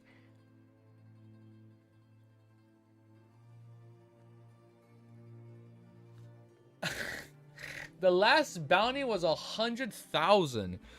This lady's bounty reaches 650,000. My math isn't mathing. 650,000 pounds just from Lowen's bounty alone. Oh, not even accumulated. That's just from Lowen's bounty alone. Klein silently... I'm flabbergasted right now. Klein silently drew a gasp and said, ma'am, is there a reason why you're looking... Like, what did I do to you? Is there a reason why you're looking for me? Queen Mystic used her blue eyes to look at him for a few seconds before saying, I hope you can share with me the method to interpret the language created by Emperor Roselle. For that, I can satisfy most of your requests. Klein didn't admit or deny anything. He chuckled and asked, don't tell me you're even able to give the corresponding high sequence beyond her potion formulas. Queen Mystic had her brain converged, but she said without any decrease in her dignity, your fate lies on the main... How the fuck does she know that? Your fate lies on the main peak of the Hornicus mountain range. Oh my god. Full circle. How the fuck does she know that? Is she the one with the mad... Is Klein hearing her? No. Queen Mystic. That sounds very seer-esque. That sounds like a seer admiral. That sounds like a seer kind of person. Queen Mystic. That sounds mystic, seer, mystical. It's hard to process this. Hold up. I'm getting... I'm not lost. This is just a little over... The chicken plots. The plot chickens, dude.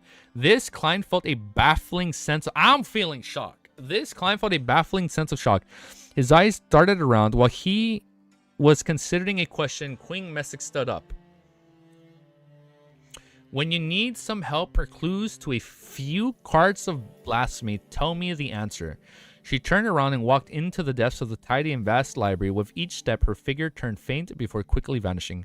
The library immediately collapsed. Oh, wait, so the library was hers. I thought the library was Cat Leah's. It's Queen Mystic's. Because it's collapsing. She turned around and walked into the depths of the tidy and vast library.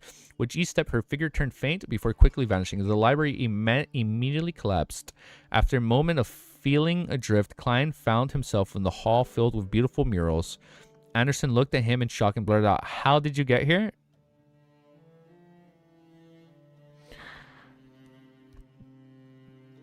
Who the fuck is she, dude? Let's do overall thoughts. Hold up. We gotta digest this. I think we're gonna stop here. I apologize that we're not reading more. But yeah, I'm not 100%, but let me update this.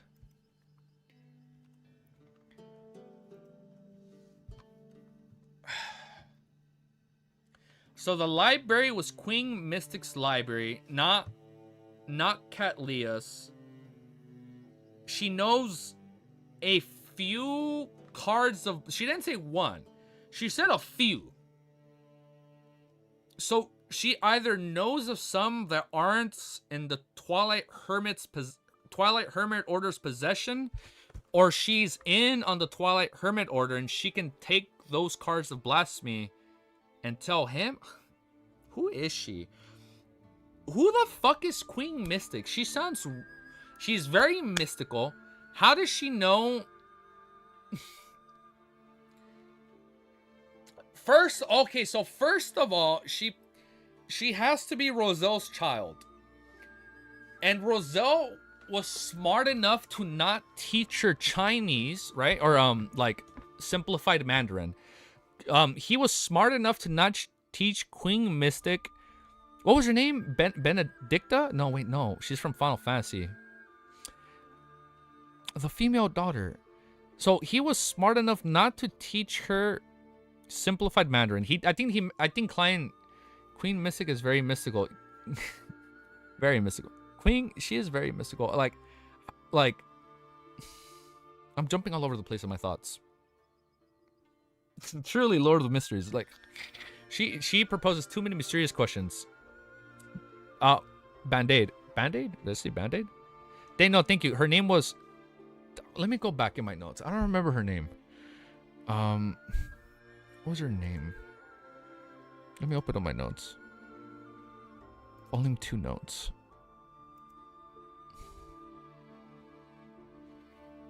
Characters. Roselle's time.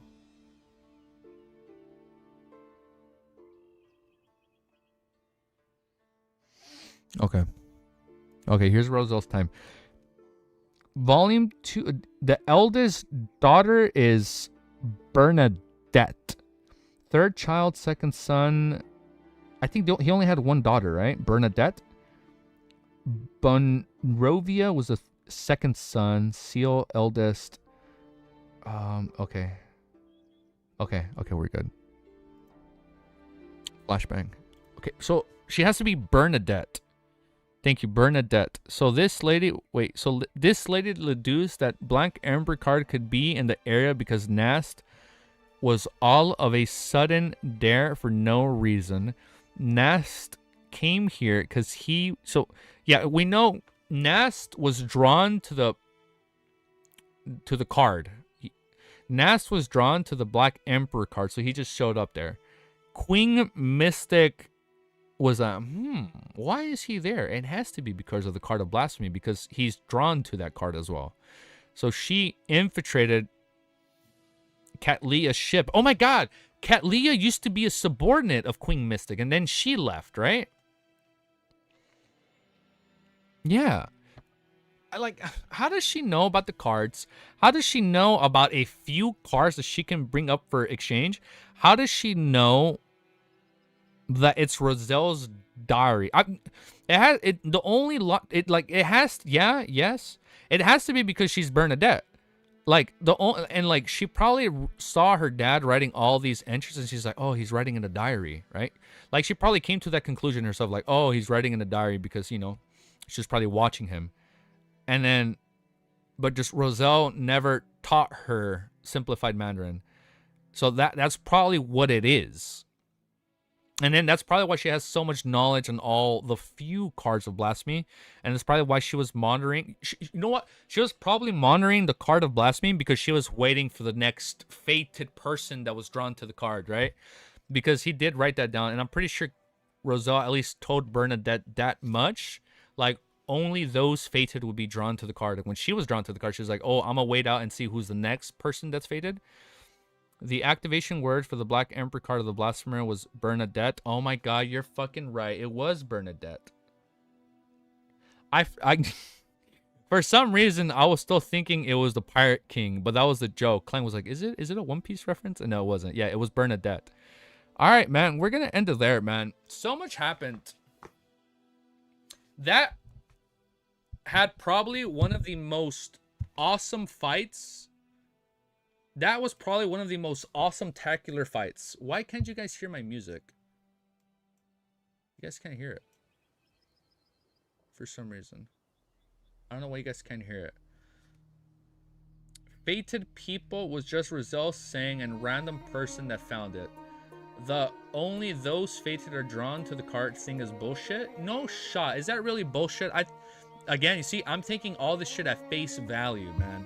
Every time somebody says something, I'm like, yes, I believe you. Okay, so that was BS? It was just a remark by Roselle? Okay. It's not the only thing that's fated will find it, but those that find it. Oh, but those that find... Okay, it's backwards. Those that find it are fated. Roselle was just being pretentious. Oh, yeah, because Roselle was being the main character. You're right. Roselle was being the main character, like, those that find it are fated. Yes, that was... Yes. Wow, before Klein, Leonard, and everybody else, Roselle really is the main character. I'm telling you, I don't think he's dead. I think he's out there acting as somebody else in hiding. Just how Klein is like, oh, I can't be the marauder Klein Moretti that came back from the dead. I feel like Roselle is doing the same thing. He's probably hiding his death. Like he probably came back from the dead after his assassination attempt, and he's still hiding himself. Like Bernadette probably doesn't even know he's out there. He's not Leonard. Yeah, but he has MC complex. All right, man, that was such an amazing fight. This is such an amazing volume. I'm kind of lightheaded right now, I'm not gonna lie. Also because I haven't eaten, but I'm pretty lightheaded. This was a goated fight. This was an amazing reveal. There's been, like, Anderson is amazing. The fucking Ludhale fight was just, it was awesome. I can't believe he actually took on the strongest Admiral. And he fucking digested his potion. So, I'm sorry we didn't get to the mermaid in this reveal, but... Dude, this is the best volume so far. I think this is a 10. Hold up, I have to use that 10 very sparingly. I can't just name everything a 10. So far I've given volume 1 and 2 like a high 8. I've been giving it like an 8.5s, but like this is like I think this is a 10. But for now, I'm gonna give it like a 9. It's an amazing volume. I can't say, like, for me a 10 is like perfect masterpiece. That's what's a 10, right? A 9 is amazing, an 8 is great, 7 is good. So far this is an amazing volume, so I think I can confidently say this is a 9 so far. Unless some crazy shit happens at the end where I get mad, then it maybe goes down, right? But I don't think that's happening. I think this is a 9. Surely next stream, volume 6 is Alright, man, we're gonna leave it there. Woo! Thank you guys for watching this beautiful stream. Look at that. We read 30 chapters today. An amazing 8-hour stream. Sorry, we were barely approaching 3 hours. A little over 3 hours. All right, guys. Thank you guys for watching. Have a beautiful day. And I will see you guys all maybe a little bit Saturday and Sunday. For sure Monday. But I'll see you guys all very soon, okay? Good stream. Glad I could see ya.